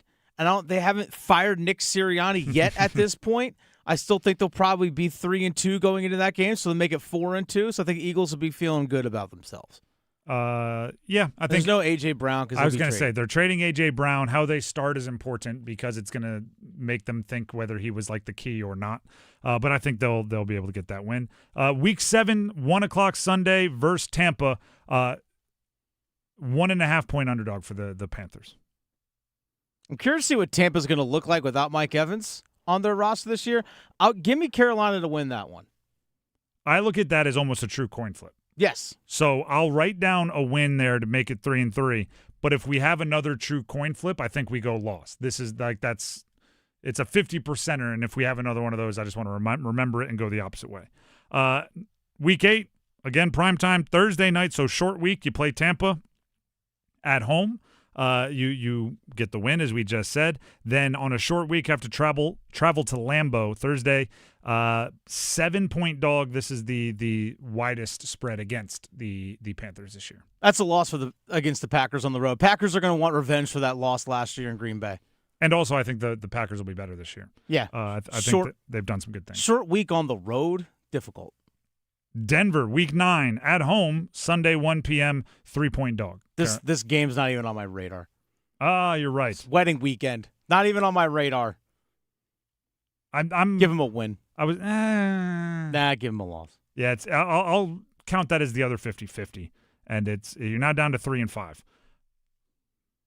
New Orleans, you're a dog in New Orleans Sunday at 1. Because they can't win in New Orleans. They stink in New Orleans. It's like the complete opposite. When they go on the road to Atlanta, they crush in Atlanta. They go on the road to New Orleans, they suck. So are you putting in a loss? That's a loss, easily. 3-6. Getting kind of ugly here. 3-6, you're going to start to have some people very upset. The narratives, I'm just painting the whole picture here. The narratives are going against it. They're debating on First Take whether Bryce Young has a career in the league. There's a lot of stuff going on here. They're calling for Dave Canales to take play calling back from Brad Idzik. There's a lot of stuff going on. I did take win against Broncos, though. So I'm 4-5 right now. Now, I put that as the other 50-50 and canceled it out with the earlier one. Baltimore. Lamar Jackson and the Ravens. It is a home game Sunday at 1. 4.5-point dogs are the Panthers. I'll take the L on this one. I agree. You got to give a lot of respect to that team. They win a lot. 3-7. Now at Tampa, Monday night, division game. All eyes on you. You're 3-7. It's got to be a win. This is a win that the Panthers get every time. It's just enough to keep everybody just hanging on by a thread, right? If they lose this one, we're out. they'll win by 2 scores. Actually, that's a lie. They'll win on a Bryce Young game-winning drive. If we're being real, this has 21-17 written all over it. He turns it over in the first quarter, ugly, and then he leads a game-winning drive at the end.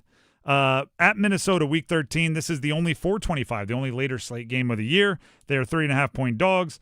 I consider this one another 50-50 because I don't. Minnesota has a good roster. I don't know what they look like with Kyler Murray running the show. Yeah, and JJ, I'll take the win on the road on this one.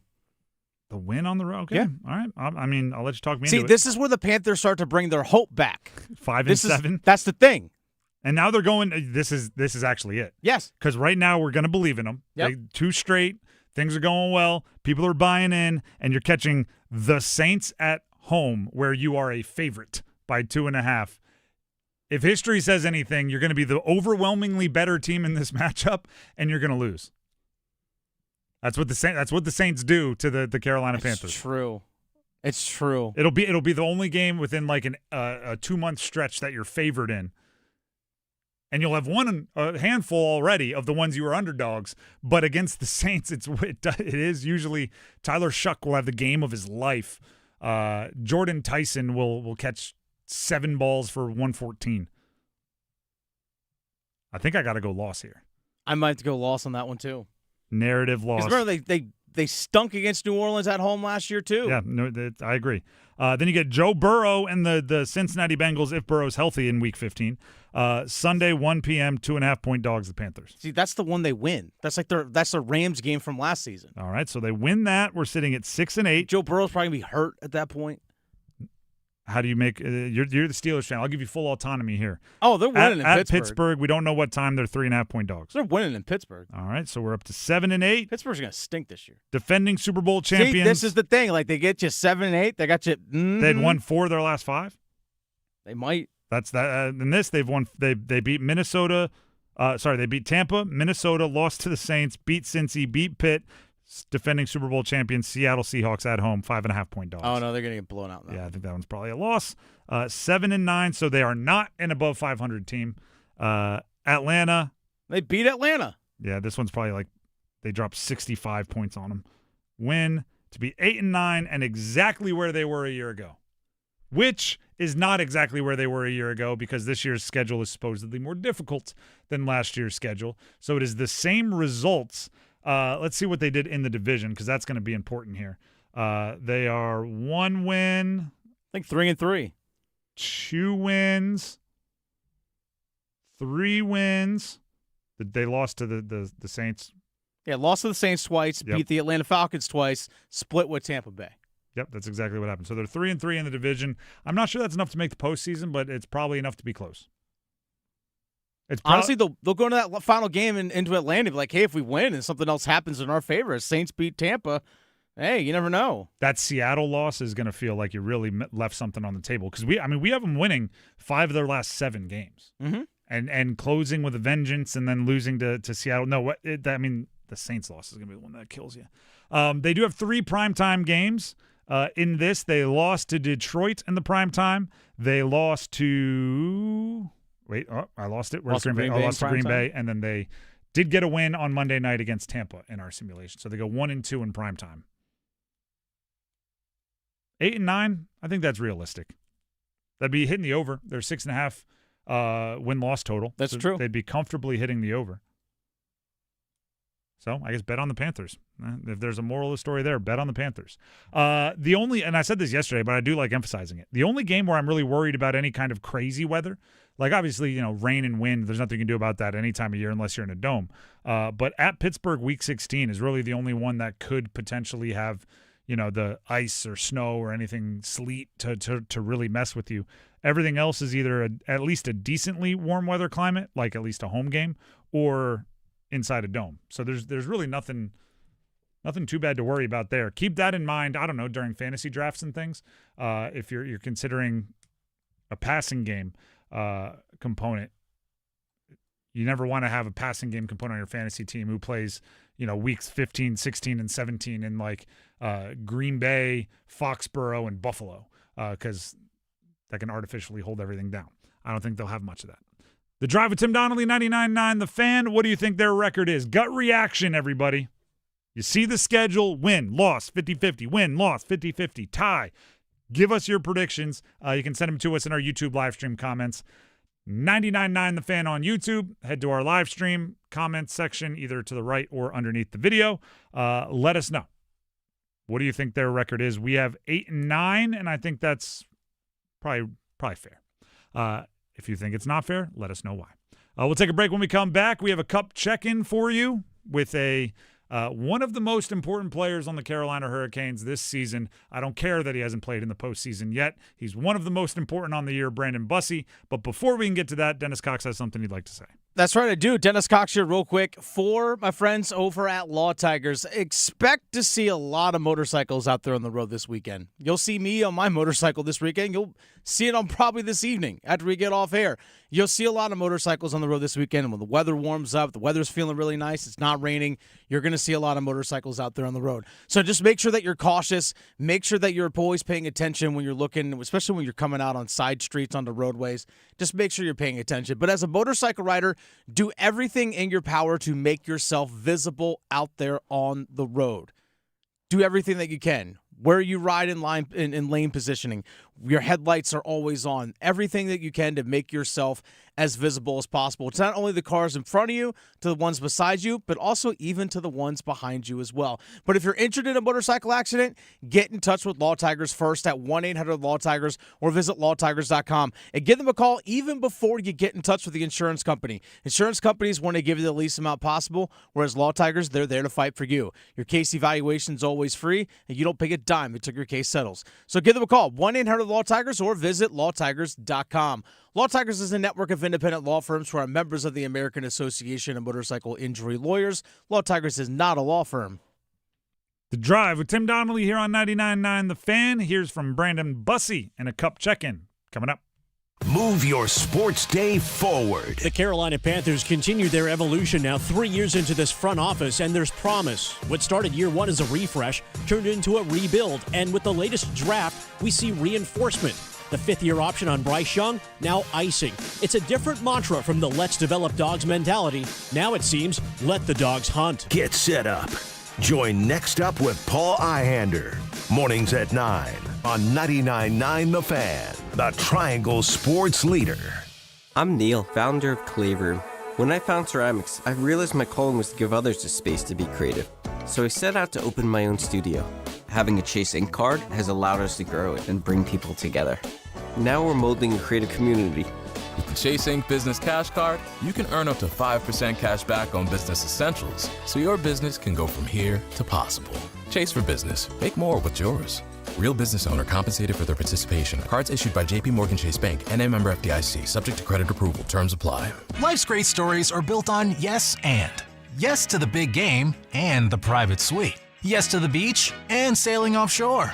Yes to traveling the country and exploring new ones. With the new Millionaire for Life from the North Carolina Education Lottery, you can say yes to $1 million now and every year for a lifetime. Millionaire for Life. Winning is just the beginning. Drawing 7 days a week. Must be 18 to play. Approximate overall odds of winning are 1 in 8.47. Problem gambling helpline 877-718-5543. Smalls here. What if you could enjoy the flavor of a cocktail without the alcohol? Meet RK Zero Proof, a pioneer in the alcohol-free spirits category that delivers bold taste and a warming sensation, but with zero alcohol, zero sugar, zero carbs, and 0 calories. So you can celebrate with friends, unwind after a long day, and wake up tomorrow feeling great. It's all the ritual of a drink without the regret. Discover RK at rkbeverages.com. That's ARKAY beverages.com. RK, the spirit without the alcohol.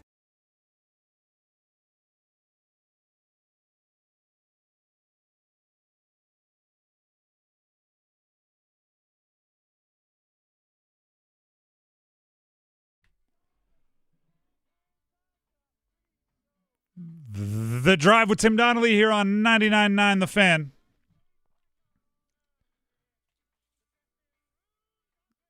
We're just going to keep updating you on this because it is the news of the last 24 hours for the Carolina Hurricanes. We don't know who they're playing. We don't know what time they're playing. We'll assume it's about 8, primetime hockey. But we do know it's going to be one of 2 days. the Eastern Conference Finals will start in the Lenovo Center in Raleigh either Tuesday or Thursday. That's what we know. It's a long break for the Carolina Hurricanes either way, but if the Buffalo-Montreal series ends in 6 games, they'll start on Tuesday. If it goes 7, they'll start on Thursday. And you can hear it all right here on 99.9 The Fan, as always. That includes the Storm Watch, the Mike Maniscalco, Trip Tracy broadcast, which you can only hear on 99.9 The Fan at this point in the postseason. It is all right here, and we are proud to bring that to you. Speaking of the Canes, one of the most important players for the Canes this season has been Brandon Bussi. And he has not played a second on the ice in the postseason because hockey, in particular goalie, is a fickle beast, and you got to tread carefully and make those decisions, which Rod Brindamore has navigated very, very well. But they're not here without Bussi. He saved their seasons in a lot of ways, and he is the subject of our Carolina Ale House sponsored 99.9 The Fan Cup check-in. They are the official watch location for the Canes playoffs. Obviously, when they are on the road, then the Cary location of the Carolina Ale House becomes the headquarters for Canes watch parties, with Stormy in attendance, the Canes crew in attendance, giant, if the weather permits, movie theater size screen to watch the game outside.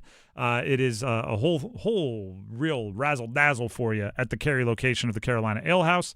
And all Carolina Ale Houses all across the Triangle are great spots to watch the game.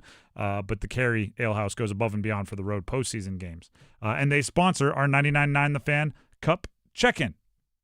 And our Cup check-in for today, as I mentioned, is Brandon Bussi checking in with our very own Adam Gold.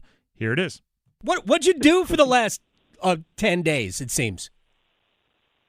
Just practice and work out. I think it's a good time for our team here to kind of, sharpen the knife a little bit, as Roddy says, and making sure we're ready to go here come game 1. So I have been saying to anybody that would listen that I think that the mental makeup of this team will not allow it to have rust be the enemy of rest. I don't know if I'm right or not. We'll find out, I guess, whenever this series begins. But from your perspective in the locker room, being around these guys, what do you think would make me right? What about this team do you think might be immune to something like that?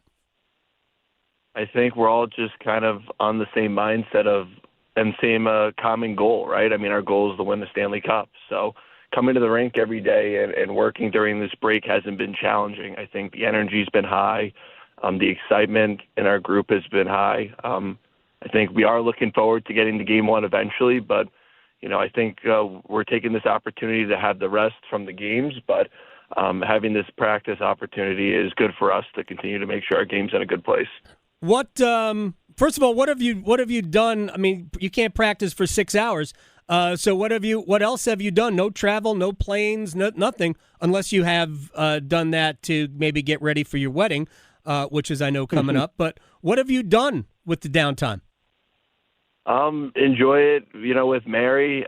During the season, we don't get long time spans at home. I feel like we're always on the road and stuff, so that's been a blessing. And, the wedding has taken a priority now. We're kind of about 2 months out, so I feel like I'm on the phone trying to schedule things, have meetings, working on the honeymoon after, we're trying to figure out places in Greece. So, that's been fun to have that opportunity and this time to spend with her, when pretty much it's since September or October. It feels like we're on the road so much. So Brandon Bussi is joining us here on the Adam Gold Show. I wasn't going to ask where you were going because now the paparazzi is going to be all over the Greek islands. I mean, look, everybody wants to know what you and Mary are doing. No, when we last spoke, I wasn't sure if we were band or DJ. I think you were leaning DJ, right?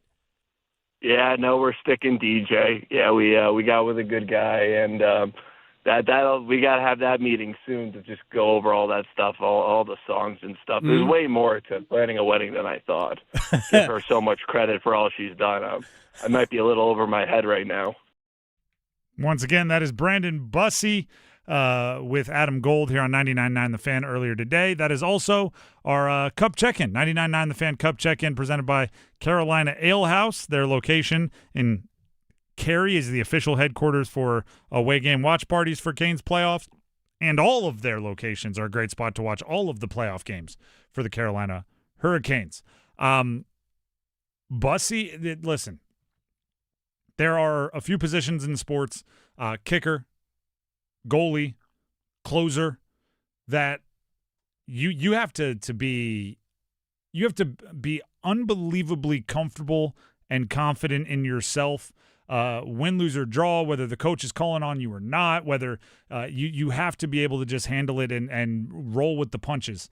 And Brandon Bussi appears to be doing just that, right? Not being called upon a ton, but also that can drive you crazy. Like if you're a goaltender and you're not being called upon a lot in the postseason, but I'm sure coaches, like every coach does, is screaming at you, you're one play away, got to be ready, never know when you'll need you, one play away, you got to be ready. Like that can drive you crazy. And yet he's, just like any guy in his 20s that's dealing with getting married, he's just going like a lot of decisions to make.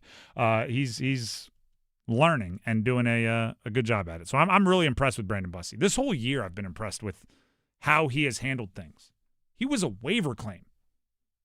He was driving to play for the Checkers. Turns out I'm going to be a Carolina Hurricane. Then all of a sudden he's on all these lists with like the best goaltenders of all time for wins early in his career and all these ridiculous plays he's making. And he's talking to Henrik Lundqvist, his idol from growing up, and he's playing Madison Square Garden. And he's from Long Island, and all this craziness is going on. And then all of a sudden Freddie's the hottest goaltender in the world in the postseason, and he's watching his team go sweep, and honestly, I've listened to, and it makes sense based on my job, but I listen to every press conference that he gives, every interview, every little soundbite. I'm fairly confident if you just like mixed it up, you took out every bit of the conversation that would indicate a time, so he wouldn't say like, oh, playing against the Rangers. If you just played his answers in non-chronological order to press conference and media scrums and everything, you would not be able to guess what stage of the season it was. Right? He could be on like a 9-game win streak, or he could be not having played in a month. He could be have just claimed, or he could be sitting in an Olympic break as one of the stories of the season. If you just played answers, you would not be able to guess. And I think that's one of his assets. So I'm a big Brandon Bussi fan. And he does a ton of cool stuff for the charities that he's gotten involved with. Like, he did not wait. As soon as his name got some buzz and some fame, he immediately was finding ways to funnel some of that money to good causes and some of that buzz to good causes. The Drive with Tim Donnelly, 99.9 The Fan. Will take a quick hiatus here to talk PGA Championship. Listen to 99.9 The Fan all weekend long for coverage of the PGA Championship. Here is the current leaderboard presented by McConnell Golf. All the way at the top continues to be Aldrich Potgieter. He is through 13 holes of his round today, the second round, and the South African is alone in first at 5 under par. Alex Smalley, although finishing earlier, the Wake Forest High School / Duke golf product, is second, alone in second, not tied for second, by himself up there at 4 under par. The group tied for third is a bit more star-studded. There's Hideki Matsuyama, Chris Gotterup, Mav McNeely, Sahith Theegala. So they have some studs there.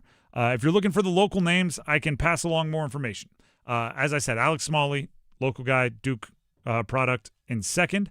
Cam Young, who played at Wake Forest. Max Gracerman, who also played at Duke, tied for eighth. They are 2 under par and 3 strokes off the lead. Ryan Gerard, who played his golf at Carolina and is also a local guy in the Triangle, he is even, tied for 24th. Ben Griffin, another Carolina guy, he's 1 over, tied for 36th. Michael Brennan played at Wake Forest, +3. He's fighting to make the cut, on the cut line right now through 11. And there's more. I mean, Alex Fitzpatrick's fighting to make the cut. He's another Wake Forest guy. He's been playing well. There's a lot of local guys out there making some noise. Akshay Bhatia, not the best day. Looks like he will not make the cut. He is he was up near the top for a bit yesterday, but again, not a great day. He'll miss the cut. Local guy plays out of Wake Forest. That is a PGA Championship update on 99.9 The Fan, teed up by McConnell Golf, where members experience 17 club properties across 4 states with 1 membership. So Pockgeiter on the 15th, his tee shot was well into the rough, but then it's a par 4. But his second shot, though, put it just short of the green, so he might be able to get up and down and save par possibly. You ready for a fun fact about this guy we're watching now? His name is Maverick McNeely. That his name's Maverick? Yeah, I mean, that's there. His dad is a billionaire. Oh, good for him. Which you could argue is like less impressive or more impressive, because like it takes a ton of work to make the PGA Tour, and to do that when you know like I'm going to inherit billions one day is a different beast. But also like it's the ultimate safety net, right? He gets to chase the dream forever and ever and ever, knowing if it never works out, I'll be A-okay. But I mean, you want to talk ridiculous? When he was in high school, his dad owned a house that is worth like $100 million on Pebble Beach, the golf course. Like on the out there in Monterey. 14th, yeah, like the 14th fairway is where he lived. Oh, okay. I've been by that actually. Yeah. So you know, in some ways I'm like, of course he became a PGA Tour pro. In other ways I'm like, it's actually wildly impressive that he became a PGA Tour player. It's one or the other, probably a little both. But McNeely is, as we talked, just moved into a tie for 3rd place with Matsuyama in that crew. The Drive with Tim Donnelly, 99.9 The Fan. Let's talk more Canes here. There's a saying in like crime caper TV shows and movies, things like that. There's always somebody that goes like, if you want to get to the bottom of it, follow the money, right? And look at the ledger, the debits and credits. That'll lead you to what you need to know. That's like the old detective talking to the young, doesn't play by the rules, brash young guy on the force, right? Follow the money. So let's follow some of the money. Current cap space right now of the remaining playoff teams in the NHL. Buffalo, about $900,000 in cap space. Colorado, about $700,000 in cap space. Vegas, about $270,000 in cap space. Montreal, about $46,000 in cap space. Carolina, $8.3 million. One of the, should I sing the song? I got a 5-year-old at home. One of these things is not like the other.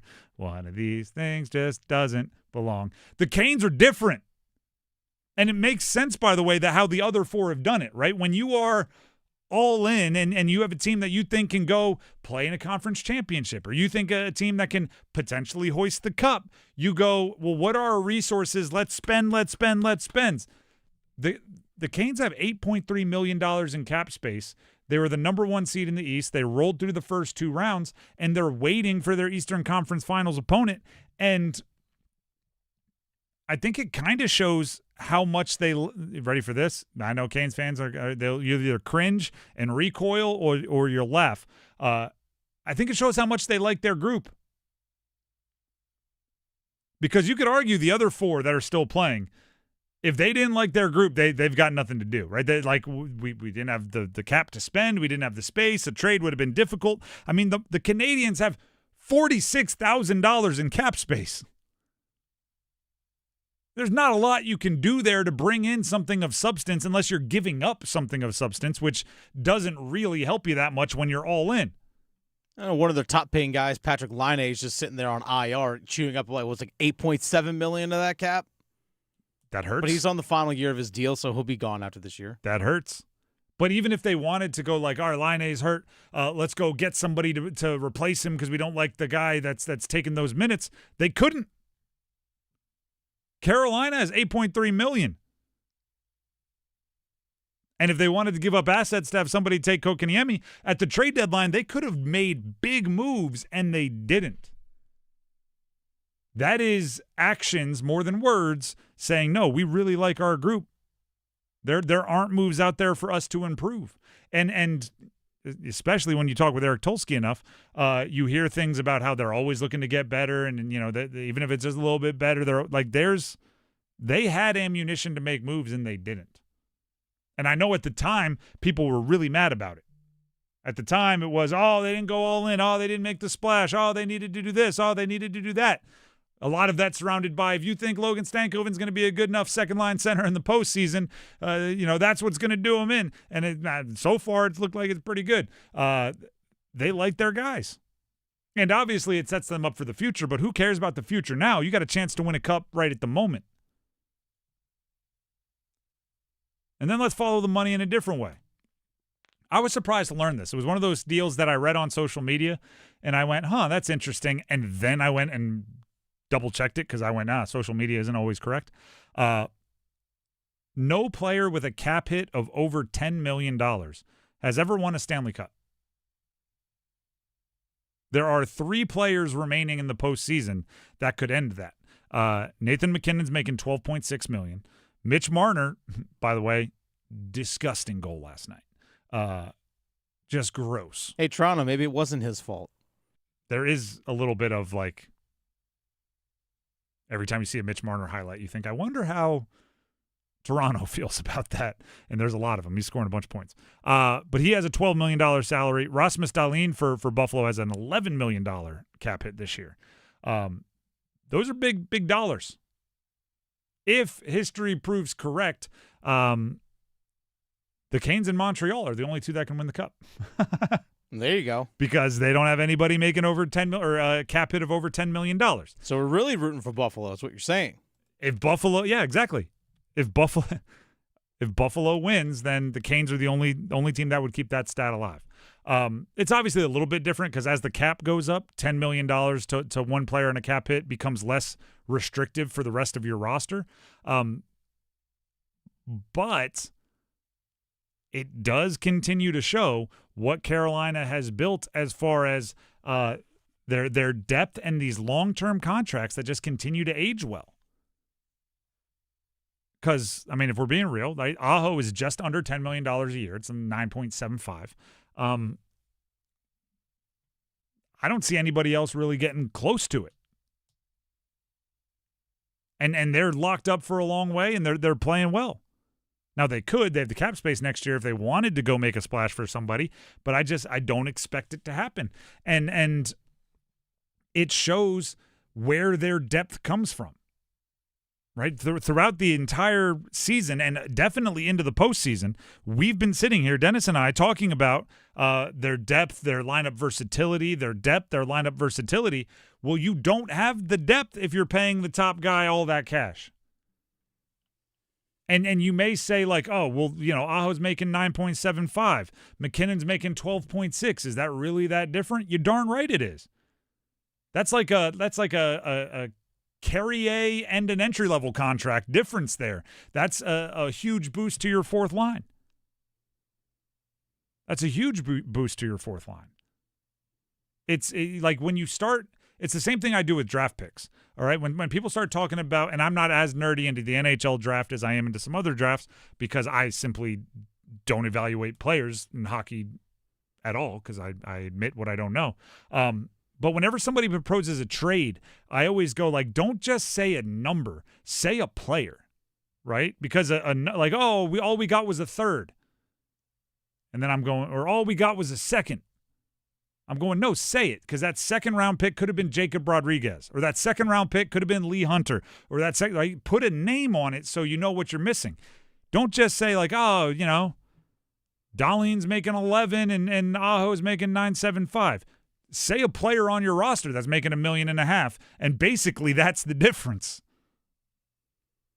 The Canes have somehow found a way to put together this collection of talent without having to go spend the $12, $13, $14 million on a player, and I think that's going to benefit them a ton, especially when you have these breaks to get everybody as healthy as you can going into the next series. I will say this, though, about when it comes to the salary cap in the NHL, is if you go back to 2017-2018, the salary cap was $75 million. Just the 23-24 season was only $83.5 million. The cap was very stagnant for a long time, and part of that was actually because COVID. Yep. Because the salary cap, the way the NHL, the Players Association, and the owners negotiated to make sure that the salary cap didn't drop because of unsure attendance numbers, lack of games, is that the players essentially borrowed on future years, so the cap stayed flat. So if you had someone making $10 million on a $80 million cap, that's literally 1/8 of the salary cap. But now, like next year, when it's $104 million, okay, now it's actually less than 10%. So so again, I think that's one of the reasons why we haven't seen it in recent years, is because $10 million chewed up so much of the salary cap. You could do what is happening a lot in the NFL as well, because the cap's rising at such a rate. You could go percentage, and what that would be 10 out of 80 would be about 12.5%. Yeah. Which would then lead to 12.5% of 100 would be, 12.5. That's exactly what Nathan McKinnon is making. Yeah. So no player making the percentage that Nathan McKinnon is making of the cap has ever won a Stanley Cup. That's insane. But it also shows how difficult it is to put together a lineup that is deep enough with all of the waves that are necessary when you have one of those guys that commands super top of the market money. I know Alexander Barkov with the Florida Panthers is making $10 million, as was Sergei Bobrovsky, which is about 11% of the salary cap. Just between those two guys. So maybe the argument is the better cutoff would be nobody has ever won a Stanley Cup making 12% or more of the cap. Maybe. I have to go back and look and see what it was like when. I got to go look and see what. Way back when? Yeah. Yeah, like Alex Ovechkin, like 2017, 2018, he was making about $9.5 million. Probably around close. But the fact that the Canes aren't even sniffing that. Yeah, when Ovechkin, when they won the Cup in 2017, 2018, the cap was $75 million. He was making 9.5, so that was 12.6%. All right, so there you go. It's been done a little bit, but it's still. Actually, some of those. I just going back to some Caps fans that I know. They think that team should have won more than one, and maybe it's because they didn't have the depth necessary around their dude. Maybe the fact that they were paying him that much is why they ended up on the lower end of the spectrum for how many a team with their top guys should have been able to pull across the finish line. Well, they kept losing in the second round every year. There you go. Basically, the point I was trying to make by revealing that stat is, and I think while the stat may not be perfect, the overall point still remains, is if you are not paying one guy top of the market money, it gives you the opportunity to have a lot of other things just a level above what you're going up against, right? And if that's the case, you need to have those advantages prove important, right? So if you're not paying your top guy 12, that's to make your fourth pairing or your fourth line better. Your fourth line better be the better fourth line in these upcoming series, right? If they're paying somebody big money and they're sacrificing their third pairing defenseman, then Gostisbehere and Nikishin better go out there and do something. You know what I mean? Like, you better be able to see that advantage. The depth is not accidental for the Canes. And by the way, they could have given any of their players another $8.33 million and still had the exact same roster. That's how good they are with the cap. Shout out to Eric Tulsky. The Drive with Tim Donnelly, 99.9 The Fan. Before we move on, Tim Donnelly here for Maynard Service Company. I wish to think I could manage the household cap as well as some GMs can manage their cap. What do I mean by that? Set aside a certain amount of money for heating and cooling. Set aside a certain amount of money for the plumbing. Set aside a certain amount of money for the electric work, and then hopefully you have a surplus at the end of the year. Maynard Service Company wants that budget to have a surplus at the end of the year, and that might come with spending a little bit of money to prevent a lot of money, right? Getting a service schedule or a maintenance schedule on the books so they can come out and catch problems when they are just minor problems rather than when they explode and become the problems that, we all think of, right? Giant leaks and floods, or your heater going completely kaput and having to be replaced. If you get Maynard Service Company out there on a maintenance schedule or a service schedule, you could prevent those big expenditures and keep yourself under budget. Manage your own cap, if you will. Be a salary capologist for your own maintenance in your house. Give them a call. Actually, let them be the capologists. We're being real. Let them figure out the budget because they'll come out and do a full evaluation. The number is 919-361-0993 for Maynard Service Company. That's 919-361-0993. Or you can visit them online as well. MaynardServices.com is the website. That's MAYNOR services.com. Coming up next, we have real, bold predictions. Stick around. When news breaks, don't wait. WRAL News Plus goes with you everywhere. Weather, traffic, and breaking news, live and local, all day, every day. Listen on 96.5 FM in Durham, 99.3 FM in Raleigh, and throughout the Triangle on 101.5 FM HD3. At home, in the car, at work, or on the go. Stay connected to the Triangle's most trusted newsroom anytime, anywhere. WRAL News Plus. Coverage you can count on. Jungle Cashword Scratch-Offs and Digital Instance games are here. 2 ways to play. Yeah. Play Scratch-Offs like you do. Scratch it. Play Digital Instance on your phone. 2 ways to win. Right. 2 ways to find letters and complete words. 2 ways to win up to $150,000. That's a lot of crackers. Jungle Cashword from the North Carolina Education Lottery. 2 ways to play, 2 ways to win instantly. Must be 18 to play. Approximate overall odds to win range from 1 in 3.79 to 3.90. Problem gambling helpline 877-718-5543. Step between the lines when you download the High School OT mobile app presented by State Employees Credit Union. It's easier than ever to find the coverage you want for the sports and schools you cheer for the loudest. Receive up-to-minute alerts, scores, videos, insider content, and the latest high school sports news across the state of North Carolina. Available now on the Apple App Store and the Google Play Store. The High School OT mobile app presented by State Employees Credit Union. Hey, what do you say? John Forsland here for my friends at Buffalo Brothers. My favorite place to go in the Triangle for the best wings on the planet. How about this special? Every Monday, half-priced wings all day. Dine-in only. Now that's a deal, baby. Everything on the menu is amazing. Pizza, apps, and always great drink specials. Visit any of their 5 Triangle locations and their pet-friendly patio, too. Online, buffbrothers.com. Aw, man! Now I want wings!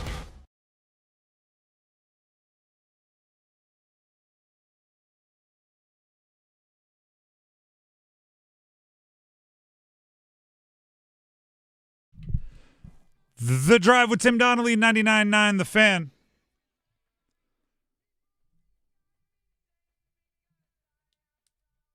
It is time to play one of our favorite games. But before we get to real bold predictions, I just want to continue to make sure you're aware of what we have coming up here on the network in the next few days, meaning here on 99.9 The Fan. Tonight, NC State baseball, NC State versus UNC baseball, I should say. 7 o'clock opening pitch. You can hear that right here on 99.9. Tomorrow, afternoon baseball, same 2 teams. NC State and UNC will round out their series tomorrow. I believe it's a 2 o'clock opening pitch. That'll be right here on 99.9 The Fan. And then tomorrow night, Buffalo, Montreal, Game 6, second round playoffs, NHL.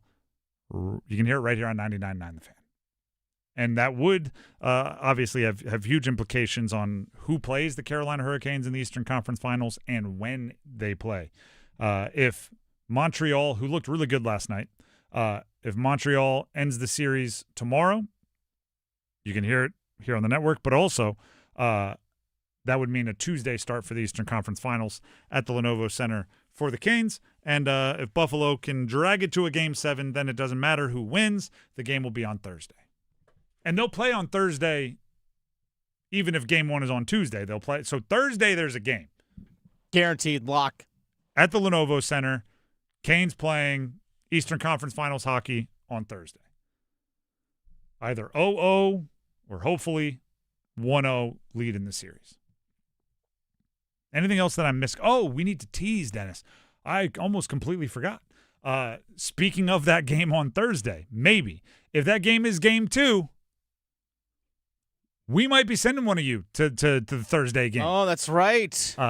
So similar to what we did for the second round, which feels like it was years ago. It was in April, I think. May have actually pretty been. close, Yeah, I was going to say that's not an exaggeration in the way that it should be. So basically, starting on Monday with Paul Ihander's show, the Next Up with Paul Ihander, every hour of our local programming. So the 9 to 10 hour in the morning, then the 3 hours of Adam Gold show from noon to 3, and then this entire show from 3 to 6. Once an hour, we will give you a keyword. If you text that keyword into the number we give you at the time, you will gain an entry into our contest in which someone will win a pair of tickets to Game 2 of the Eastern Conference Finals. That's, by the way, not an easy ticket to get and not a cheap ticket to get. So this it's not. This is a real, like, legit, you're going to want to get as many entries into this contest as you possibly can competition. And the only way to do it, keywords, 9 to 10 o'clock hour in the morning, starting on Monday. It'll be Monday, Tuesday, Wednesday, and then all of the Adam Gold show and all of this show. I think that's all I have to tell you. I'll try to remind you over and over and over again, because if I were you, I would want to know. Stay locked in, people. And literally, you can get once an hour. That's a lot a day. You could win only getting one in, but we know how statistics work, right? You miss 100% of the shots you don't take. All right, let's go ahead. From there, let's jump into real bold predictions. Stop the cap. Stop the cap. You know how it goes by now. I'm going to make what I think is a bold prediction. If it is bold enough, you'll hear the bold enough bell. If it is not bold enough, you will hear the not bold enough buzzer. And we go from there. I have to make it more bold on the spot until I hear the bell. The Panthers schedule came out, so I thought we'd do some Panthers bold predictions here. After looking at the schedule, Tedero McMillan, Pro Bowler. Okay, all right. A lot of good wide receivers in the NFL. I know, but hey, he was Offensive Rookie of the Year last year. Was not a Pro And Bowl. like 500 guys make the Pro Bowl. Was not a Pro. He didn't make it last year. I know. I'll go 1,100 yards, 8 or more touchdowns.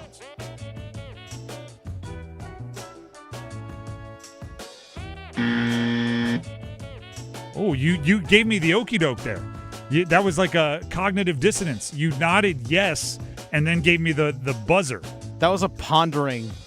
I thought you were like, yep, you're good. And then you're throwing me off the scent. He had 1,014 this past season and 7 touchdowns. It's not unreasonable to expect another 100 yards. I mean, just pull in a couple more catches that he dropped. Well, he's got to pull them in. And I mean, we should expect that. More competition if Jalen Coker and Chris Brazel are out there doing something. Nah, he's still going to get the ball plenty. 1,209 touchdowns. I mean, you're talking that's like fantasy wide receiver 6 or something like that. That's way up there. Yeah, no. That's why he's going to be a Pro Bowler. And also, I've referenced this a bunch. I like their schedule as far as indoor games and weather and things. So that's huge for just another 80 yards and a touchdown or something like that, which can be the difference. You get in a snow game, you lose opportunities. Unfortunately, I don't like this prediction, but I think it could happen, and I think we could deal with some Matt Stafford effect stuff going on. 0-3 in primetime. That's a real bummer, because I think they'll be better than that. But as far as casual fans catching the Panthers games, I think they could struggle in the games that are oneers, right? Where they're the only game on nationally. Let's go Canes. Just saying it. Let's go Canes. Now let's do some Eastern Conference Finals bold predictions. Dennis, something just surprised you. Speaking of, your facial expressions are messing with me during this game right now. Okay. All right. So real quick here. So last night, the Vegas Golden Knights beat the Anaheim Ducks. Yep. Punched their ticket to the Western Conference Finals. So last night, John Tortorella, the head coach of the Vegas Golden Knights, didn't talk to media. Correct. Did not. Just declined it. I couldn't tell if this was some people hated it. Some people were defending it, saying the airport had noise violations that they had to get there quickly or something like that. I'm not buying it. I did not spend too much time looking into it, but I did see Tortorella didn't talk, and he didn't do handshake lines. They were kind of. I don't know about that. That I missed. But this is all me just reading social media, but it was a kind of gruff post game for a team that won. So you are obligated. Every team, every game, head coach is required to talk to media. Make yourself available, and then after in the postseason, The winning team also has to bring to the podium, to the media room, at least 2 players, and also they need to make locker room available as well. Well, they brought 1 player for locker room to like a side room, and also they still had 2 players go to the podium, but John Tortorella did not talk. The National Hockey League announced today, this is as of like 5 minutes ago, as a result of flagrant violations of the 2026 Stanley Cup playoffs media regulations following Game 6 of their second-round series against the Anaheim Ducks, the Vegas Golden Knights will forfeit a second-round pick in the 2026 NHL Draft. In addition, Golden Knights head coach John Tortorella has been fined $100,000. Wow. The imposition of these penalties comes after previous warnings were issued to the club regarding their compliance with the media regulations and other associated policies. So it's not like a first-time offense type thing. Vegas has been offered the opportunity to appeal these penalties to the commissioner's office. That appeal will be held in person next week in New York.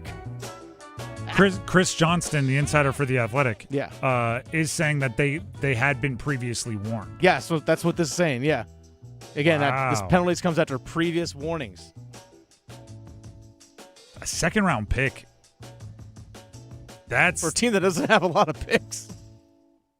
Usually for these kind of offenses, just in my experience watching sports, they try to hit you in ways that don't impact the competition. So, like, they'll fine you. They could suspend somebody. They like those types of things. But, like, not long-term impacts on, like, how good your team can be. When you start taking away picks for something, like, here's the way I always think about it.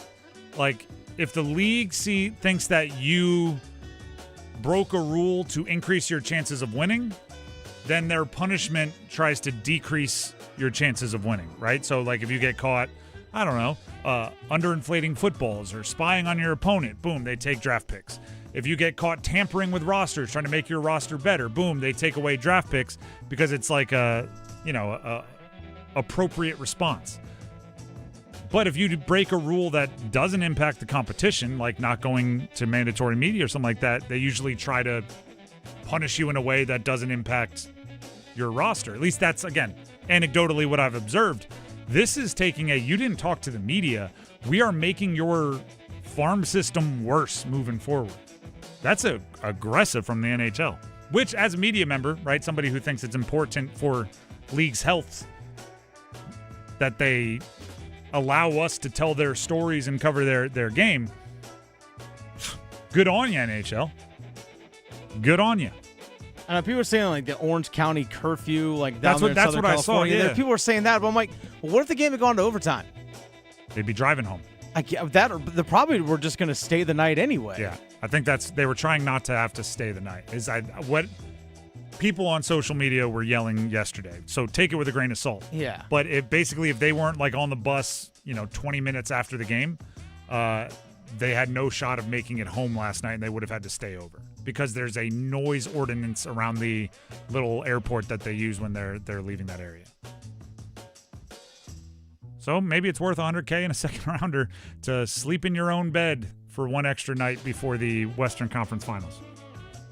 All right, sorry to derail. No, that's it's just that's I saw wild. that I was like, wait a second, that email dropped in the inbox. Like if they would have said $100,000 from the coach, $100,000 from the team, nothing burger.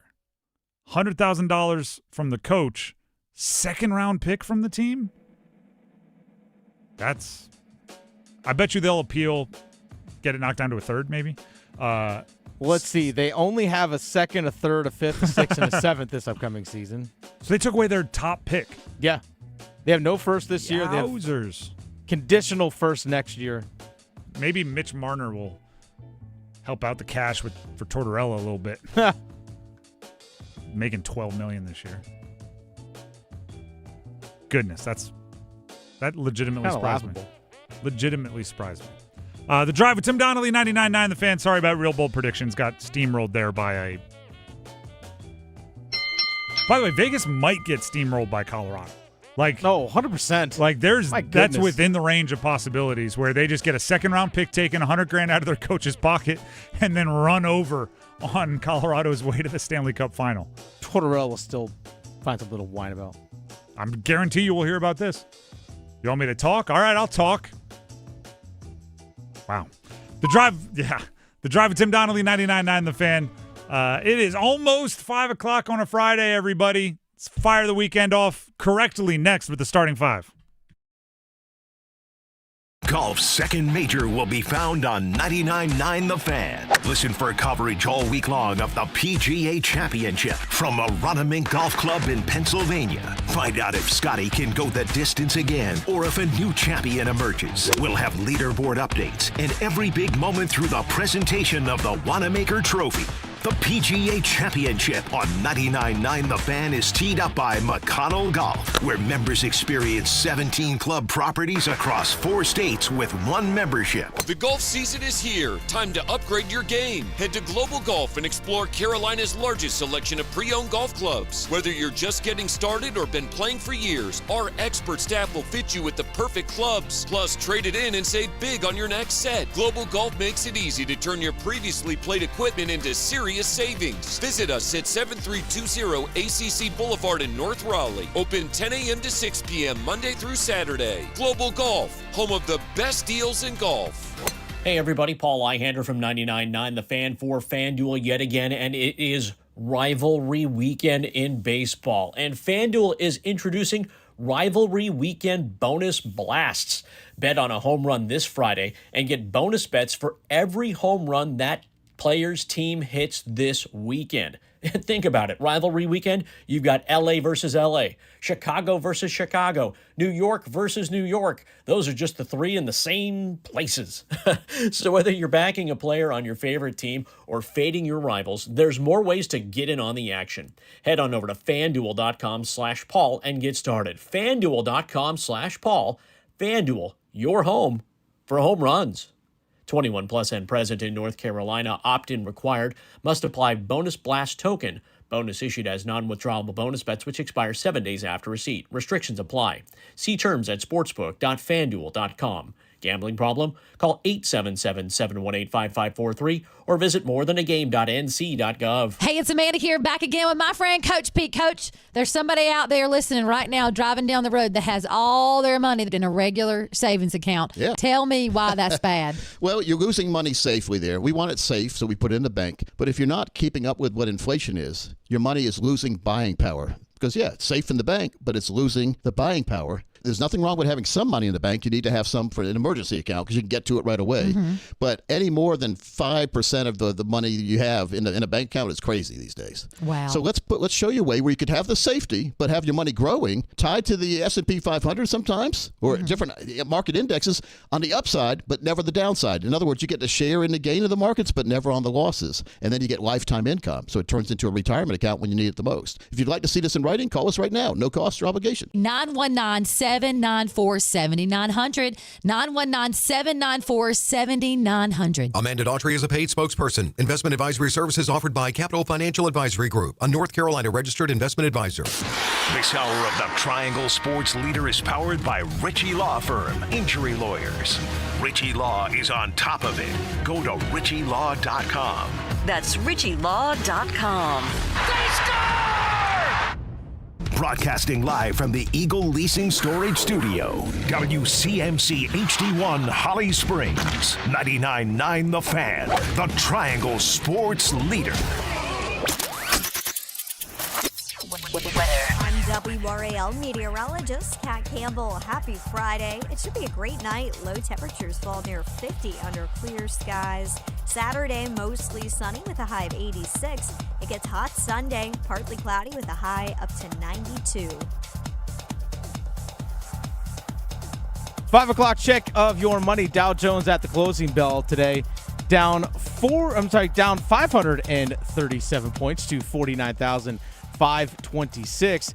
This hour of the drive is brought to you by Law Tigers. Injured in a motorcycle accident? Call 1-800-LAW-TIGERS before you call your insurance company. Case evaluations are always free, and you don't pay a dime until your case settles. Law Tigers, North Carolina's motorcycle lawyers. It's 5 o'clock.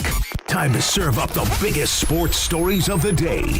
Here comes your starting five. The Drive with Tim Donnelly here on 99.9 The Fan. Before we get into the starting five, breaking news happens and you react a certain way. I want to just add one more thing to our conversation that was right before the break about the John Tortorella fine and the pick docking. Inform the people what happened in case they're just tuning in. So last night, Vegas, the Las Vegas Golden Knights, won, first of all. They punched their ticket to the Western Conference Finals, which was a accomplishment. But then John Tortorella, their coach, did not speak to the media. They didn't do what they're supposed to do when it comes to making players and even the locker room media availability. They didn't do what they were supposed to do media-wise after the game, what the league requires of teams after the game. We just learned right before the break that the NHL is fining Tortorella himself $100,000, and they are docking, meaning taking away the Golden Knights' second-round pick in the upcoming draft. And they do not have a first, so they are taking away their top pick in the upcoming draft. The only thing I want to add, that because I reacted with surprise, and I think that's fair, that seems pretty steep by the NHL. No skin off my back. I'm not a Golden Knights fan by any stretch, but my surprise was to how much that penalty will impact their team moving forward. The only thing I want to add is if the warnings that they had been given for other media infractions were grave and often enough, then the penalty might make more sense, right? Because the reports are out there that this is after repeated warnings. That's directly from the NHL in their statement. So that's a part that I probably didn't emphasize enough. If they had done similar things or had broken similar rules and the NHL had told them explicitly multiple times, like, if you do this again, we are taking away a draft pick. If you do this again, we are going to drop the hammer. Then everything makes a lot more sense. So, sometimes reacting in the moment you miss or you don't emphasize little details like that because we've all been there. Just with people in general. Like, I've warned you. I don't want to do it, but I will. Final warning. And they do it one more time. It's like, all right, you call my bluff. I have to now. I'm a man of my word, right? I have honor. I have to. So give me that second rounder. Like, if that's what it is, that's a completely different beast. Yeah, they said result of flagrant violations. That's directly from the NHL themselves. Well, it's very obvious what they did last night is like by the way, they don't play 5 games a year. This isn't like a golfer qualifying for his first major and not knowing what media they're required to do. Like, in the NHL, it is very, very well known what media is required after a game. And if you don't do it, you like double check with the coach. Coach, you sure? You good? Like, whoever your director of hockey operations is or your sports information director, whatever they call them in the pros, it's very much like, we're not letting them in. You're not going to, okay, you sure? All right. Like, it's going well outside of the norm and outside of the schedule. But still, second-round pick. That part of my reaction I don't take back. That is a penalty. That is pre-starting 5. Now let's start the starting 5 with number 5. Count them. 1, 2, 3, 4, 5. Let's do that hockey. Prior to the media, the mix-up that they had, they did punch their ticket to the Western Conference Finals, so we know 3/4 of the conference final teams. Carolina's been awaiting their opponent for seemingly ever. Colorado punched their ticket a couple days ago. Vegas, so it'll be Colorado and Vegas in the Western Conference Finals.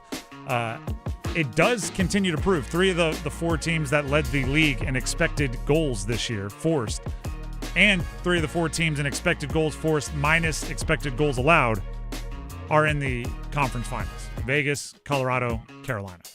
Not in that order, by the way. It'd be Carolina, Colorado. Anyway. The NHL format is dumb for the playoffs. I don't like the way they do it. I've said it a bunch of times. Seems like they're doing a decent job of getting deserving teams.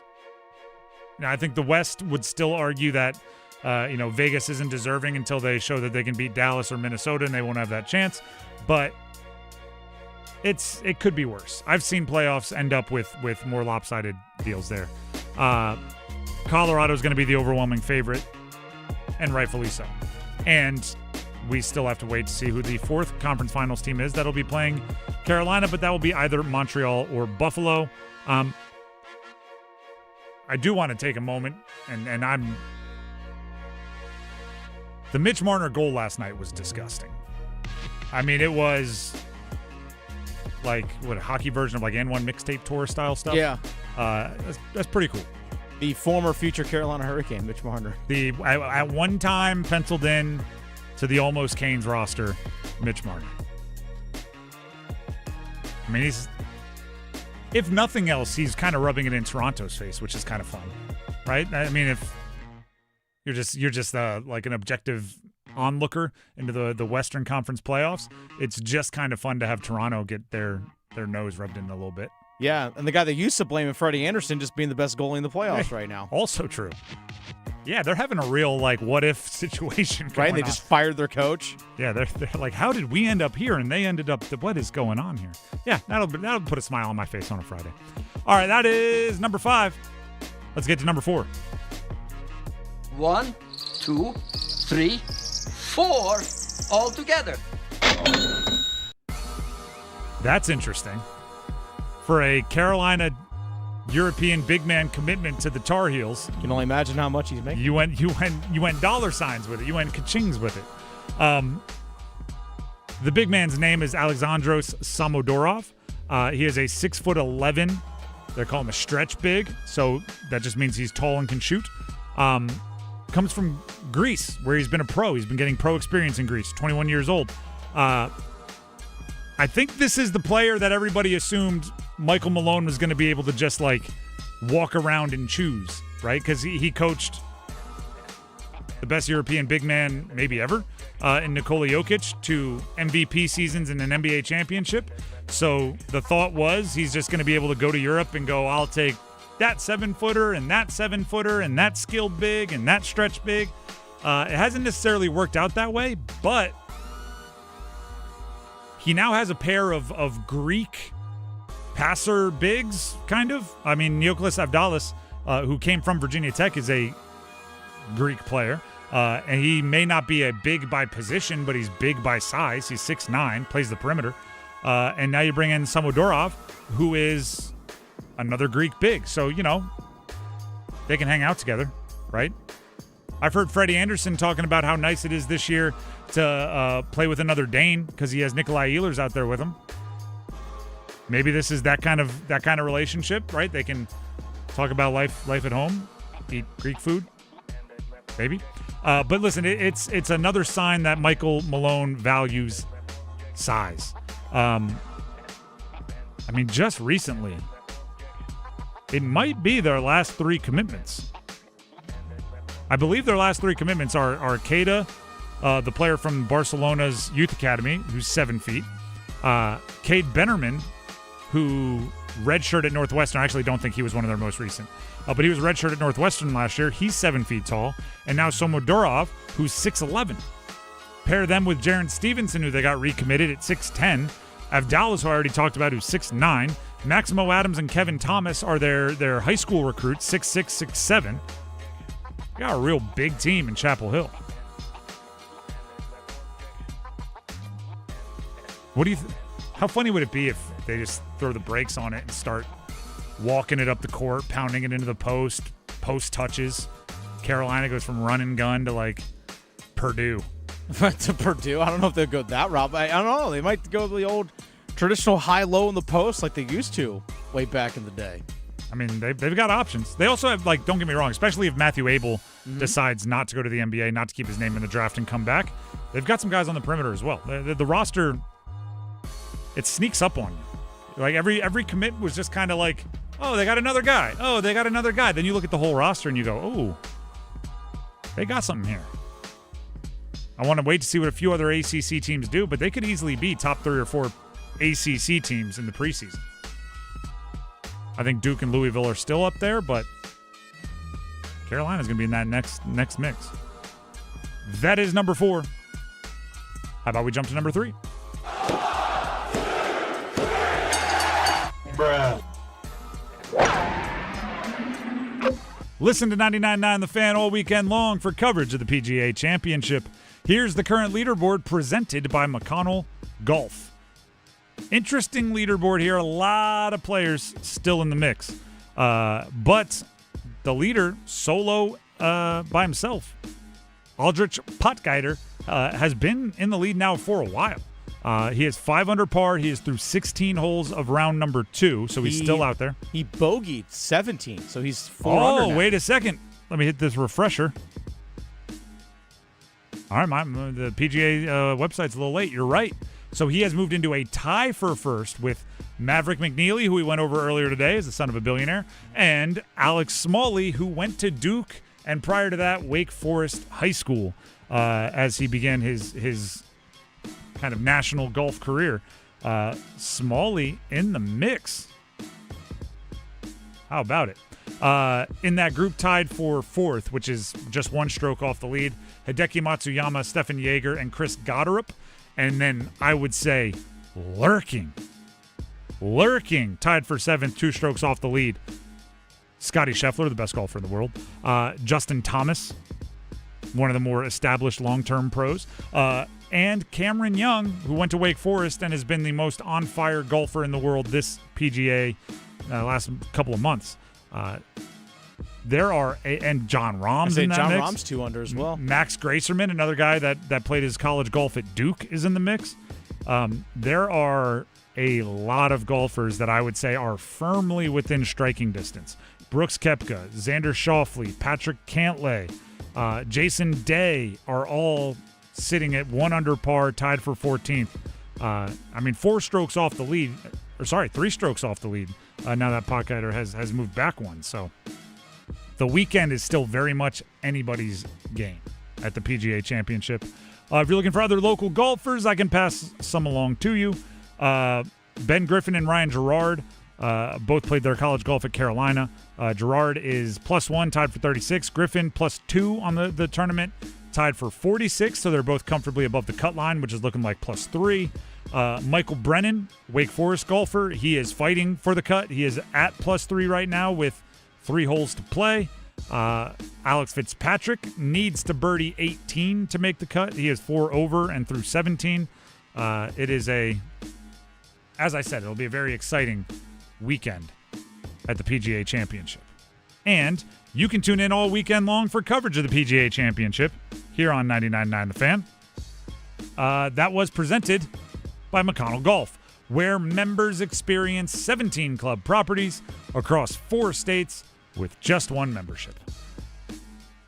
And in case you're wondering, my bet's not going great in the PGA Championship. That is number 3. Let's get to number 2. Just the 2 of us. I just love the opportunities to be able to play those types of games. You know, there's a couple of extra cameras, and you get to play under the lights, playing against a great opponent. And those are the types of games that we need, to become who we are. That was Dave Canales, head coach of the Carolina Panthers last year, when they were talking about essentially their one primetime game. One primetime game. That was the Week 12 Monday nighter against San Fran. Didn't go well. No, it did not. I wouldn't say even San Fran said it was good-looking football, but they won 20-9. It was one of those like, yikes, get out of here. They have 3, meaning the Panthers have 3 primetime games this year. Now, earlier this week I said it and I'll stand by it. I would have liked them to have none. I think this year is one where they want to sneak up on teams as much as they can. I think the buzz is growing, and that's going to make it more difficult for them. But the one thing I will say that I do enjoy about their primetime schedule is it's essentially 1 a month for the first 3 months of the season. They catch one Week 4. That is a Sunday night football game at home against Detroit. They catch one Week 8. That is a Thursday night football game on the road at Green Bay. And they catch one Week 12. So it's literally 4, 8, 12. That's a Monday night, the Week 12 game, Monday nighter on the road at Tampa Bay. What I like about that is it gives you like time to catch your breath, get better. Like the national media is going to judge you by 4 things. 1, your final record. Okay. The other 3 are how you play in the prime time. If you play well in those games, it will boost kind of everything, all the momentum of your program.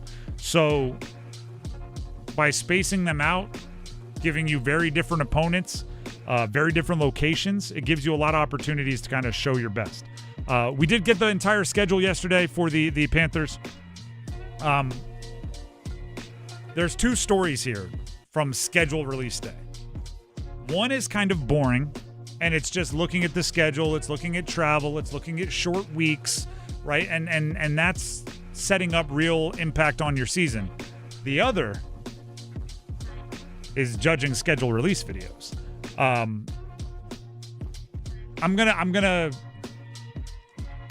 did not watch all 32.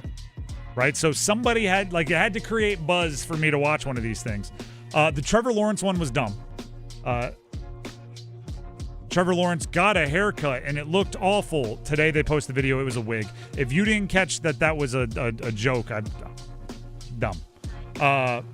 The Chargers one was too long. It was something with Halo. I started watching it. It was like 7 minutes. I'll have to go watch that. It was like that 7 minutes long, and I was like, I don't even play video games for 7 minutes. The Titans, I think the Titans are the only ones that have their finger on the pulse of comedy in the NFL. I think they made it in like an hour. They walked around downtown Nashville looking for people who looked like celebrities related to each team on their schedule. None of them looked anything like it, but they if you had a mustache, are you Aaron Rodgers? If you're an old guy, are you Jerry Jones? And you just had people going like, me? No, I'm from the UK. And they're like, oh, it was hilarious. It took him an hour, right? You see these other, the Carolina Panthers, I would say, is like top 5. Theirs was cool. They blew stuff up. Who doesn't like that? Cool, literally. Cool guys don't look at explosions. They just put like literal explosives into things that represented their opponents, and boom. I like that, but they put so much effort into it. They had players out there. They had safety. They had to go get all these props, and they blew them up. It was a whole thing. Tennessee sent like one guy out to Nashville to walk around, done in an afternoon, and it was equally as entertaining. They've got it figured out. None of the others really stood out to me. I do know a couple teams. The Colts do like a Simpsons one, I think? I did not come across my purview, so perhaps. I know a few people did reference the off-the-field drama with the Patriots in like Easter eggs when they went. Whatever. You're going to get buzz and clicks out of that, but it's low-hanging fruit. So that's going on. The Panthers did blow stuff up. If you want to go watch it, it's 3 minutes. I thought it was good pace. They had different players pressing the ignition button, and boom! I thought it was cool. As far as the actual schedule goes, I would say it's like unbelievably run-of-the-mill. There's not, like, every once in a while the Chiefs or like the super popular teams get caught in a weird bind because they're like never playing on Sunday, so their weeks are always strange because they're popular and they're always Thursday and Monday and Sunday and Saturday and Thanksgiving. That's not the case for the Panthers. They don't have any crazy they have no international travel. They don't have any crazy stretches where they're like on the road, 5 out of 6 weeks. They don't have any crazy the division for 6 straight weeks. It's a very run-of-the-mill basic schedule. The teams are fairly good, but you won your division last year, so you're going to have a bit of a tougher schedule. Them's be the breaks. They're only favored in 3, but that has plenty of time to change for the sports books. Dennis, did anything stand out to you? Nothing really. Not at all. Just the early bye week, because last year their bye week was so late, but this year their bye week is super early, week 5. That's really about it. From their the gotta have it watch, gotta see it, super entertaining deals. I mean, Detroit Sunday Night Football week 4 is that's a fun one. All the division games are pretty fun. Green Bay Thursday night will be fun. They have some entertaining stuff going on. That is number 2. Let's get to number 1. Go one! Let's do that hockey. All right, Dennis, we know something about the Carolina Hurricanes Eastern Conference Finals schedule? It's Tuesday or Thursday. Why don't you give the people all the details? So we know at least guaranteed on Thursday next week there will be a home game at Lenovo. That is guaranteed. Lock it. Now, is that game 1 or game 2? We simply don't know. So the Montreal Canadiens winning last night against the Buffalo Sabres put them at a 3-2 series advantage. Game 6 tomorrow at the Bell Center in Montreal. If Montreal wins that game, that series is a wrap, which means if Montreal wins tomorrow, which you can listen to here on 99.9 The Fan at 8 p.m., if Montreal wins tomorrow, Canes game 1 Tuesday. Now, if Buffalo wins, Game 7 of that series will be on Monday, which in turn means Game 1 of the series will be Thursday. You got all that? Everybody take notes? That's it. Does now that we know it's Tuesday or Thursday, does it change who you want to win the Montreal-Buffalo series at all, or do you change if you want it to go 6 or 7 games? Because I'm still in the camp. I want it to go 7, and I want Game 7 to be a 4 overtime. I want it to be the most emotionally exhausting game in history because if the Canes are going to be rest versus rust, I want the other team to be like in rhythm versus exhausted as kind of their debate. Yeah, I still want to see them play Buffalo. I think Buffalo's a better matchup. Mm-hmm. I don't think Buffalo's goaltending is great. And also as well for Buffalo to come back and win, it's probably going to be 2 empty the tank games. True. Yeah. They could be the most tired, yeah. Yeah, 2 empty the tank games to win it and then come back. Yeah, 100%. So I would go Buffalo, but here's the thing. If it goes 7 and Montreal wins, that means Montreal just played 2 7-game series back-to-back, and then they got to come on the road to Carolina, pounce on them. I mean, both teams in that series are currently in the portion where, you know, to use a baseball analogy, and there's somebody on Twitter that hates when I use baseball analogies, so this one's for you. You're waiting for them to finish their series. You just want them to eat through their bullpen.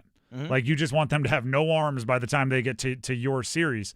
And whether that is just mental and physical reserves of energy where they're fatigued, or, you know, the longer a goalie is out there, maybe the longer they can play themselves out of the rhythm or heater that they're on. So there's you know, in the scheme of things, we don't actually control any of it, so we're just hoping. But there's definite some pros and cons to really every possible result moving forward for the that other Eastern Conference Finals participant. Canes continue to wait.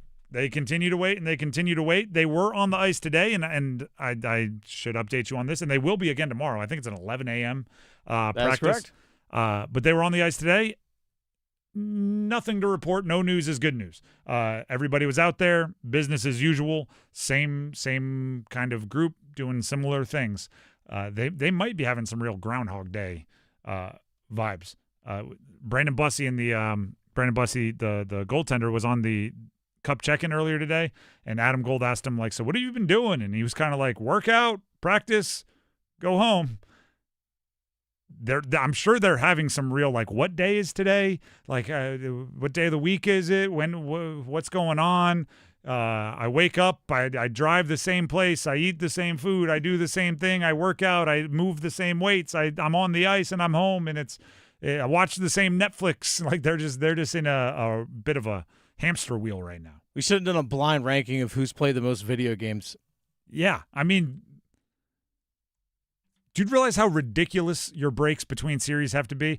That you could be an NHL contributor on a team that's in the Eastern Conference Finals, and like you're getting better at video games during the postseason. Right? Like I'm really getting in my reps. I'm really getting my practice in. My rankings going up. My KDR on Halo's going up. But I'm sure it's happening because you there's a lot of things you can't do during a break, right? You can't go on vacation. You can't do anything that's going to risk your body physically. You can't do. They're probably playing some golf. They're probably playing some video games. Like, there's a lot you can't do. So you got to hammer home the things you can. Probably eating well. I bet you they're eating real good. Jealous. By the way, someone probably ate birthday cake today. Jalen Chatfield. Happy birthday, Jalen Chatfield. I see. I had it all built in, and he was going to be one of my real bold predictions, was that he was going to score in one of the first 2 games. Oh, there you go. And I was going to say, because he's going to have all that birthday strength. A lot of Canes' birthdays recently. But Jalen Chatfield, happy birthday. Birthdays and babies. Well, that's birthday. Yeah, exactly. Jalen Chatfield, one of, I believe, 3 defensemen in Canes history to score a shorthanded goal in the postseason. That's one of those stats that just keeps going. You just keep on a Tuesday when it was overcast skies outside. He was the 3rd defenseman to score from the slot. It's like, all right, this stat's gone on too far. The Drive with Tim Donnelly, 99.9 The Fan. Dennis, you just said it. Birthdays and babies. People are celebrating things. And do you know how you can mark the passage of time with milestones like birthdays and the birth of babies? By heading to Bailey's Fine Jewelry and asking them for a luxury timepiece. One of the beauties of Bailey's Fine Jewelry is they not only have the new watches, right? You go to the Omega Boutique, it's the latest, it's the innovative, it's the limited releases. Same thing for Blancpain, same thing for Glashütte Original, right? These Hamilton, where they are official retailers, but also they dominate the pre-owned and vintage game as well. So if you have a child this year and you want to commemorate it with a luxury timepiece, get the watch that you will one day leave to them, guess what? You can go get the brand new watch right off the Omega Boutique. Or maybe you didn't have the funds to get the luxury watch you wanted to when your child was born, and now, I don't know, they're 8, 9, 10 years old. You can go to the pre-owned and vintage route, find a watch from that year, commemorate the birth of your child in retrospect, and still leave that to them in the goodbye in the sky. You know what I'm talking about. Bailey's Fine Jewelry, luxury timepieces. We're talking Rolex, Cartier, Panerai, Hublot, Omega, Breitling, Tudor, Patek, Audemars Piguet. Their pre-owned and vintage case, their pre-owned and vintage selection is constantly being shuffled through. So stop in often. At their Village District location in Raleigh, stop in often, see what they have going on, see what's in stock. It might just be your dream watch in the perfect year with the perfect dial and the perfect bezel with the perfect bracelet. Could be the perfect watch for you. Just let them know when you stop in to ask questions that you heard about it from me, Tim, right here on 99.9 The Fan. We're going to take a break, but not before we get our numbers game contestants. Friday, last day for this week's prize. The prize is a pair of tickets to see the NC Courage take on Chicago Stars FC at WakeMed Soccer Park tomorrow. May 16th is the day of the game. So if you don't have Saturday plans, maybe you kept them free because you thought there might be a hockey game, and there's not for the team that you care about, you can go catch some really good soccer. NC Courage, pair of tickets, goes to the winner of the numbers game. We need 2 contestants to call in and play. The number, 919-860-5326. That's 919-860-5326. Call in now. We need 2 contestants because the numbers game is next. 1 goal. Let's go, Canes! Slavin, he gets it to Hall. Hall whips it across. Blake with a shot. He scores! It's over! Hoist Lord Stanley's Cup. Oh, this is going to be fun, isn't it? Oh, yeah. Wow. Playoff hockey. Here we go. Here's a chance. Sebastian Aho in. Short hit back in. Scores! Oh, talk to me, Shorty! Carolina! The Triangle's official home for the Carolina Hurricanes. 99.9 The Fan. The Triangle Sports Leader. It's bow time. We know there's a lot of breakfast sandwiches out there, but only Bojangles has the legendary Cajun Filet Biscuit. Shake things up with a boldly seasoned chicken breast on a fluffy, made-from-scratch biscuit with bow rounds and your choice of drink.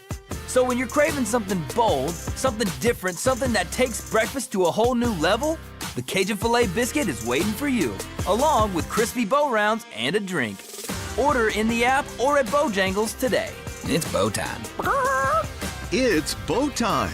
Time to satisfy your craving for Cajun with a Bojangles Cajun Filet Biscuit. Bojangles Cajun Filet Biscuits are served all day, every day.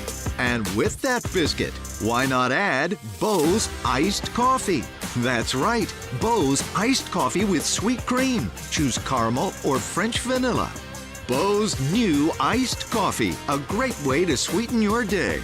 When you're hungry for flavor and value, it's Bo time. At Wake Orthopedics Urgent Care, we spend days, nights, and weekends in 3 convenient locations providing specialized care for kids and adults. Sprains and strains, shoulders and knees, fractures, hammies, and more. All that and all without an appointment. Walk in or limp in, either way you'll get the care you need whenever you need it. Visit us today at wakemed.org. Credit card interest rates are now over 29%, and most people are only making the minimum payment, so they're getting nowhere. Hey, it's Dennis Cox for Loan Pronto.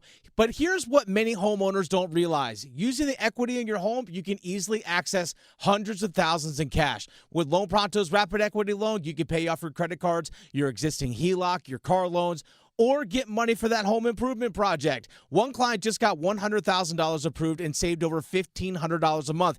And here's the best part. With Loan Pronto, you can do it all from your phone with zero out-of-pocket, no hard credit pull up front, no appraisal, no long drawn-out bank process, and no touching your first mortgage. Rates are at near 3-year lows. Act now. Go to loanpronto.com. See how much you can get in about 60 seconds. Loan Pronto, 2,800 5-star Google reviews. Call 919-381-1760 or visit loanpronto.com. 919-381-1760, loanpronto.com. Equal housing lender, NMLS 1661781, NMLSconsumeraccess.org.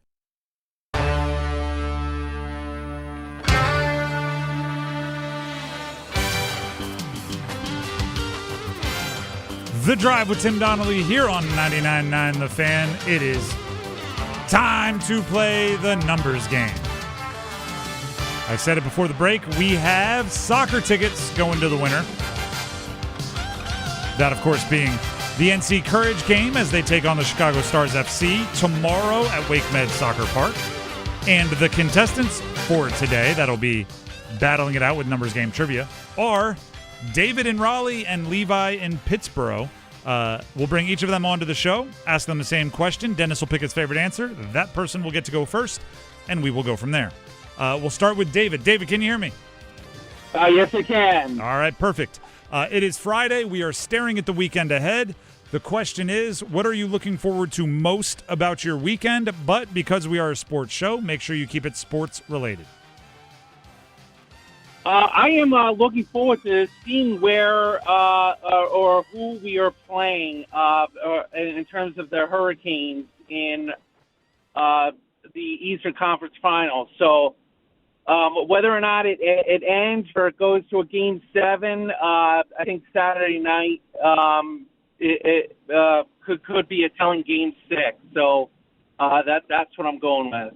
All right. And you can hear that game, by the way, the Montreal-Buffalo game here on 99.9 The Fan. Dennis, do you have any follow-ups? No questions. All right. We'll go to Levi. Levi, can you hear me? Yes, I can. All right. The question for you is the exact same as it was for David. It is Friday. We are looking ahead to the weekend. What are you looking forward to most about the weekend? But because we're a sports show, make sure you keep it sports related. Probably my upcoming soccer game or getting these NC Courage tickets. Oh.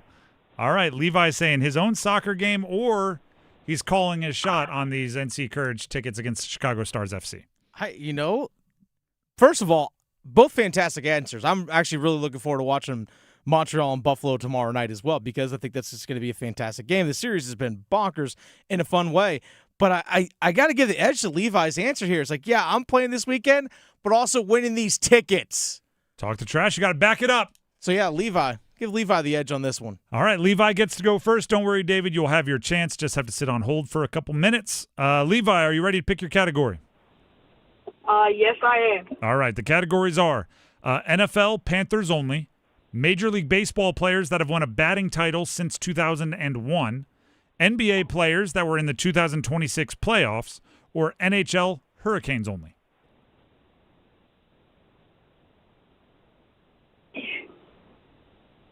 I think it was the NBA. I think I'm going to take the NBA. All right. NBA players that played in this year's playoffs is the category.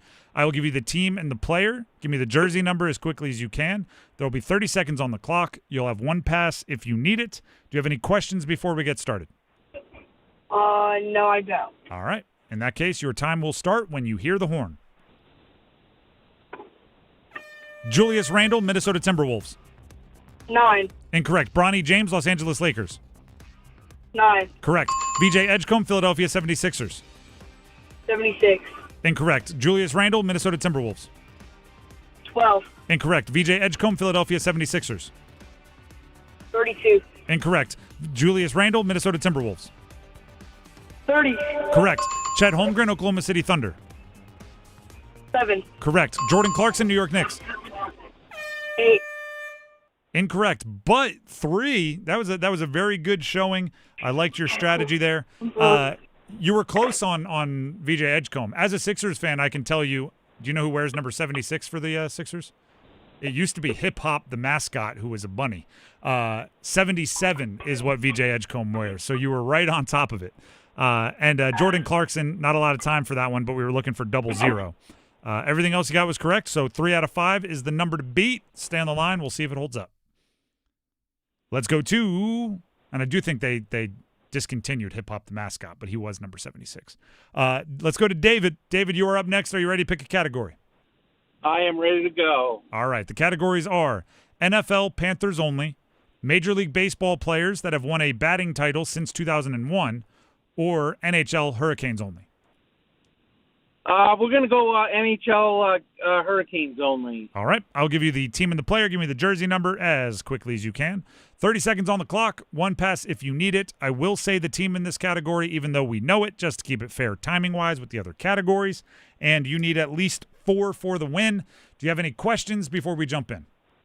I do not. All right. In that case, your time will start when you hear the horn. Keandre Miller, Carolina Hurricanes. 19. Correct. Jesperi Kotkaniemi, Carolina Hurricanes.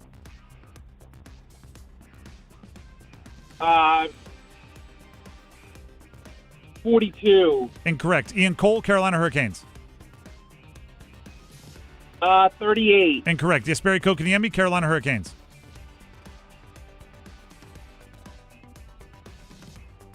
Pass. Ryan Suzuki, Carolina Hurricanes. It was a good run. The only advice I would give you is to, rather than stalling and thinking, you might just want to fire some numbers out there. But you avoided the shutout. You avoided the shutout by getting Keandre Miller. Kotkaniemi, 82. Ian Cole, 28. And Ryan Suzuki, 16 were the numbers we were looking for. Unfortunately, not enough for the win, but hopefully you had some fun. I did. I appreciate it. All right. We appreciate you. And that means the winner, he called his shot and he backed it up. Levi, you got the soccer tickets. Congratulations. Thank you. Appreciate it. We appreciate you as well. Stay on the line, and Dennis will grab the info he needs to make sure you get your prize. Yeah, Liam calling his shot, or Levi calling his shot. He said, I'm looking forward to my own soccer game and going to this game that I'm about to win the tickets for. And then he went out there and won the tickets. That's a gangster move. Way to go, Levi. And especially because he stayed calm even after, his round did not start off hot, right? He had to work his way to 3 out of 5. And after, kind of talking a little trash, could have gone the other way. Get a little nervous when things stop going your way. But it did not. I want to give a shout out here to Daphne. Sent an email over to us here at the station where she informed us that UNC women's tennis team and NC State's women's tennis team are in the Elite Eight in the NCAA championships. If they both win, they will play each other in the national semis. So we could have a potential Final Four women's tennis team matchup across the triangle, which anytime you get any of the triangle teams matching up in a postseason, it's going to be electric. So Daphne, who sent in the email, we appreciate you for letting us know, and good luck to both the UNC women's tennis and NC State women's tennis team. Daphne does emphasize that NC State won the ACC championship this year. She says ACC champs go Pack. But we appreciate that info, and we always like highlighting the local college teams when they go out there and have a bunch of success. Probably should have been on our dean's list if we're being real, but we can't hit them all. We do our best. The Drive with Tim Donnelly, 99.9 The Fan. We will be back to round out our week the same way we always do, and that's with making our picks. Stick around.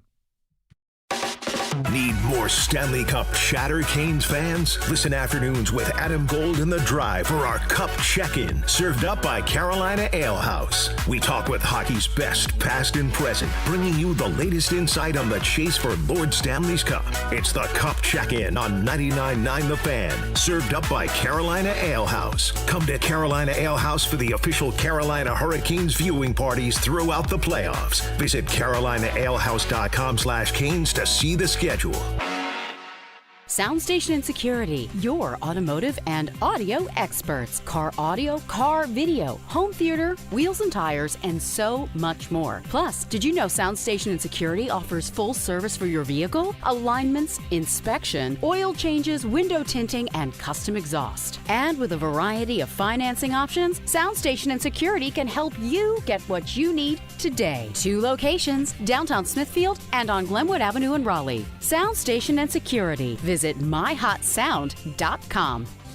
Calling all Caniacs, come watch the playoffs at Carolina Ale House as the official Canes road game headquarters. Carolina Ale House is hosting viewing parties for the Hurricanes away games. Join us for indoor-outdoor viewing parties at our Cary location throughout the playoffs. Think of it as a hometown tailgate. You just bring a lawn chair, enjoy food and beers from the outdoor bar, and watch on our enormous TV. Visit CarolinaAleHouse.com/Canes to learn more, or keep an eye on our social media. Ale yeah, and go Canes! I'm very honored by this award, and I always just try to work really hard in school and soccer, and it's nice to be recognized with something this special. The Coastal Scholar Athlete of the Month from 99.9 The Fan and Coastal Credit Union. To nominate your athlete, text AWARD to 919-860-5326. Saturday, May 16th at 6:30 p.m. Elevate your night with the North Carolina Courage taking on the Chicago Stars. Enjoy Star Wars night, premium seating, and unforgettable energy. Limited premium seats available. Get yours now at nccourage.com.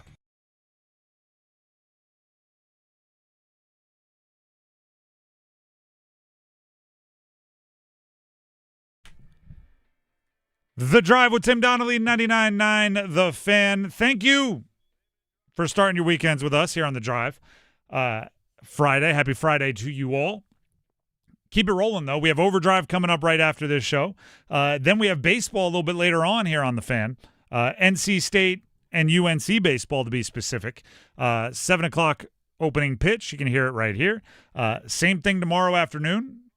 2 o'clock p.m. opening pitch. Same 2 teams, NC State, UNC.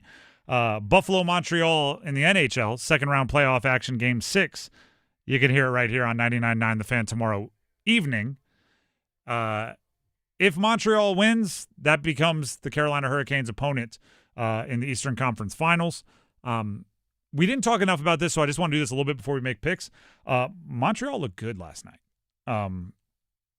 If you take away a Buffalo off the Zamboni door goal, this one could already be over, which I think would change kind of the narrative of all of this. But whether it's Buffalo or Montreal, I just want to make this clear. The fact that their series have gone longer and the Canes have opened and shut it, it might mean the Canes are in a bit more rhythm, but you don't get to take any of those wins with you. It's not like, hey, we got 2 sweeps, so we're going to start this series up 2-0 since you took all of your, Game 6s and Game 7s over there. That's not how it works. So both Montreal and Buffalo are more than good enough to catch you if you give the openings. And Montreal at times looks really good. Oh, Buffalo jumped on them early. That game was drunk, I felt like. But they're just back and forth early. I was like, okay, Buffalo scoring. All right, Montreal responds. Okay, Buffalo scoring again. I don't know. Buffalo could their goaltenders, Ukko-Pekka Luukkonen, couldn't stop a beach ball if he blew it up himself yesterday. Each of the last 2, because the Western Conference Finals last game, there's a couple that have been crazy across the second round series that have dragged on a bit. I'm thinking of the Colorado game. The Colorado clincher was a drunk game. Now the Montreal Buffalo series is getting a little tipsy. There's a lot of crazy stuff going on in the playoffs, but that's playoff hockey. Did you see what Montreal posted about? Go ahead and say the goalie's name so I don't have to say it. Ukko-Pekka Luukkonen. There you go. I guess the ESPN broadcast had been not doing a great job with that name. Yeah, I know. It's terrible. So they posted a video that was like more than a couple minutes long of children, like elementary school children, saying the name properly, and just said, "It's not that hard, ESPN." And it's like entire, third grade classes. Ukko-Pekka Luukkonen. It's just all of them doing it, and it's a very funny bit if they're going to mispronounce your guy's name. That's well done. It was. I laughed. Respect that, by the way. I laughed, and there was, nobody around, which means it's funny. With that being said, now that I've gotten that off my chest, we can send you into the weekend the right way, the only way we know how here on The Drive, and that's by making some picks. Making picks. Making picks. Look at Dennis Cox. Little intro. That's a throwback from a time where I couldn't get the instrumental to play. So Yeah. you're like, just make something up, and I just did on the spot. I saved it. I'm gonna. That was a recording, everybody, but I hope you all in your mind just had him kind of performing that one live for you. It's like Chuck E. Cheese animatronics going on over here. Yeah. All right, let's actually get into the first prediction. Who wins the PGA? Who wins the thing? Because right now, Pot Geider actually bogeyed his last 2 holes, so he actually finishes at 3 under through 2 rounds. So he's actually in tie for 3rd place. Smalley, the guy from Duke, is at 4 under. Yep. McNeely, the son of a billionaire, is actually 5 under now through 12 holes. John Rahm is 3 under right now as well. He's through 11. Scotty Scheffler's 2 under right now. Who wins this thing? Yeah, the smart money is divided between 2 people, and they're both at 2 under. It would be Scotty Scheffler and Cam Young. They're the 2 guys, either the best golfer in the world or the guy that's been playing best recently, and they're well within striking distance, which is all that you need. But yeah, I mean, I'm gonna be boring. Give me Scotty Scheffler. He's really, really, really good, and he's been starting his tournament slowly this year. First rounds haven't been his friend, but as long as he's within striking distance going into the weekend, it's become darn near automatic for the guy. He closes with a vengeance. When everybody else gets real nervous, maybe it's because he's won so many tournaments recently, he just kind of keeps plowing along. So when they're playing their way into mistakes, Scotty Scheffler stays kind of right there. So it's a really interesting leaderboard. If you told me it's Rahm, if you told me it's Justin Thomas, Cam Young, Scotty Scheffler, even somebody like Minwoo Lee could make a run. Any of the guys at the top, Hideki could easily make a run. But I'll take Scotty Scheffler and just take my percentage chance and be happy with it. All right, let's go to the hardwood. NBA, we have in the East semifinal, we actually have Cleveland up 3-2 at home against the Detroit Pistons in Game 6. Cleveland 4.5-point favorites at home tonight over Detroit. Yeah, give me Cleveland for the simple fact that Cleveland's roster has a few more veterans that have learned lessons the hard way. The Pistons are one of the crazy stories in sports that are not getting talked about enough. You could argue they were the worst franchise in basketball 2 years ago.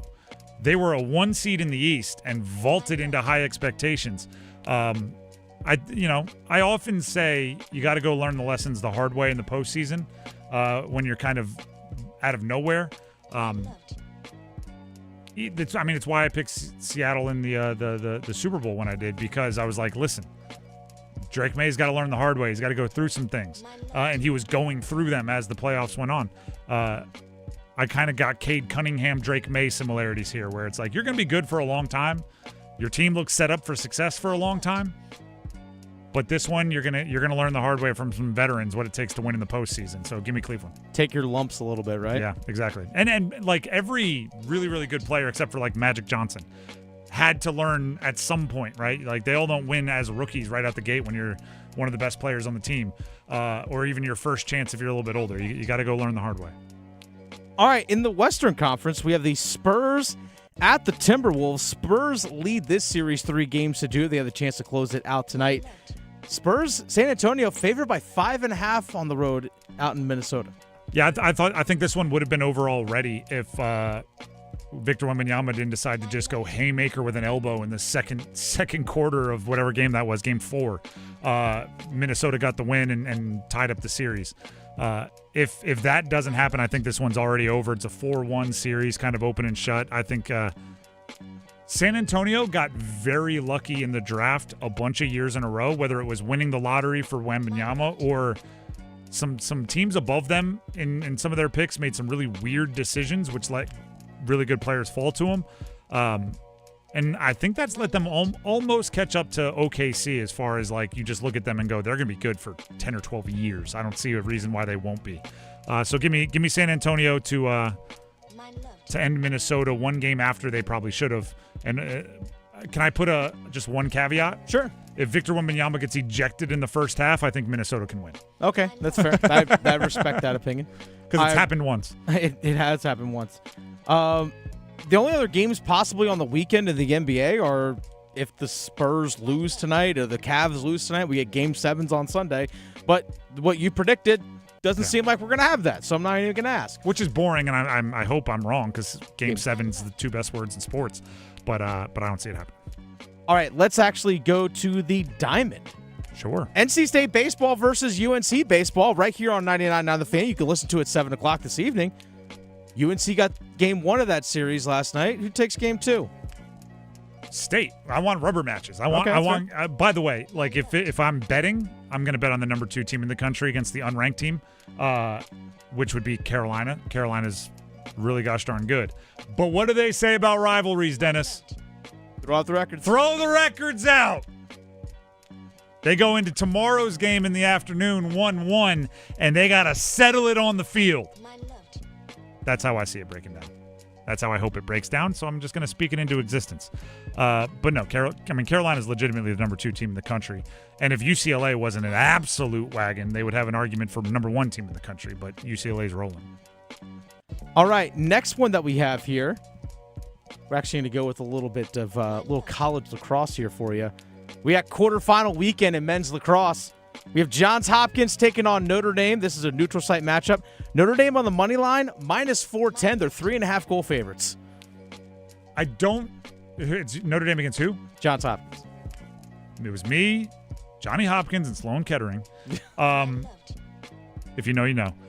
I know very little about college lacrosse, so I'll put this one on you. Go ahead. Oh, Notre Dame, money line easily. I'd even cover the spread, too. Notre Dame seems like they had the twins, the one guy that was playing like without an ACL a couple years ago. Like his hamstring. No, they're brothers, not twins, but brothers. They seem like they've got something going in the right direction. Johns Hopkins, though, Maryland, they care about lacrosse. They do. Crab cakes and football, that's not what they do. It's crab cakes and lacrosse. That's right. Syracuse at North Carolina. North Carolina, 1.5 goal favorites. I guess North Carolina. All right, there it is. All right, a couple other ones. Penn State, Princeton. Princeton, 1.5 goal favorites. Penn State, Princeton. Is Princeton good? Princeton's number 1 team in the country. Oh, well. Is it close? Could it be like a fun upset pick, or am I? It could actually be a fun upset pick. Or will that be like a dumb pick? All right, then yeah, I want the fun upset pick. Okay, you'll take the money line plus 160. Okay, I respect it. And then Duke at Georgetown. Duke actually favored by 1.5 goals in this one. Yeah, Duke, ACC all the way. I mean, that's obvious. I'll put this one on you. Maryland, UNC, women's lacrosse, Final Four. Make a pick. Carolina. Not even close. Carolina Northwestern rematch. You're going to get it. Ooh. Carolina Northwestern. Who wins? Go. Oh, Carolina wins that one. They lost the regular season matchup 17-16 in overtime. They ain't going to lose to them twice in the same season. A little rubber match. Little revenge match. Mm-hmm.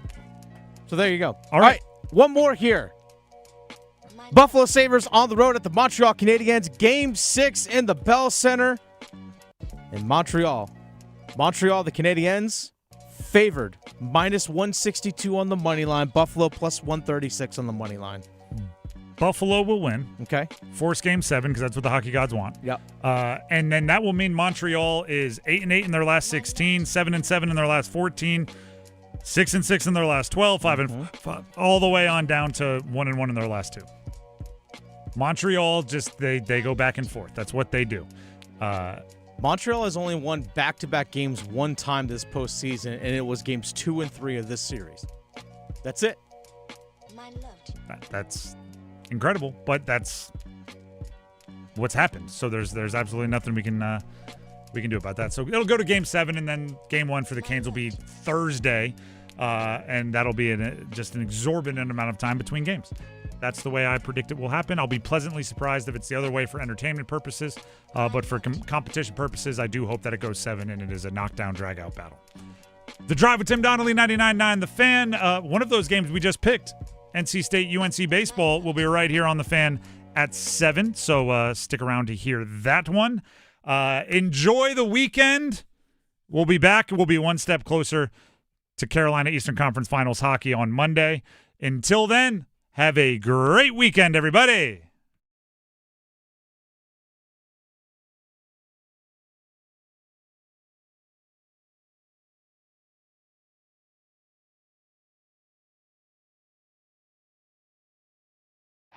Hey, it's Adam Gold, and after every Hurricanes game, thanks to my friends at the Aluminum Company of North Carolina, we give you the Canes Corner podcast. In-depth analysis on what happened, why it happened, what's going to happen next, which players are those to look out for, and as we get deep into the playoffs, how can Carolina best position themselves to win a Stanley Cup? Canes Corner podcast, brought to you by the Aluminum Company of North Carolina, live on YouTube, and of course available wherever you get your podcasts. Hi, friends. This is Mark Pons from Chapel Hill Tire. Summer means road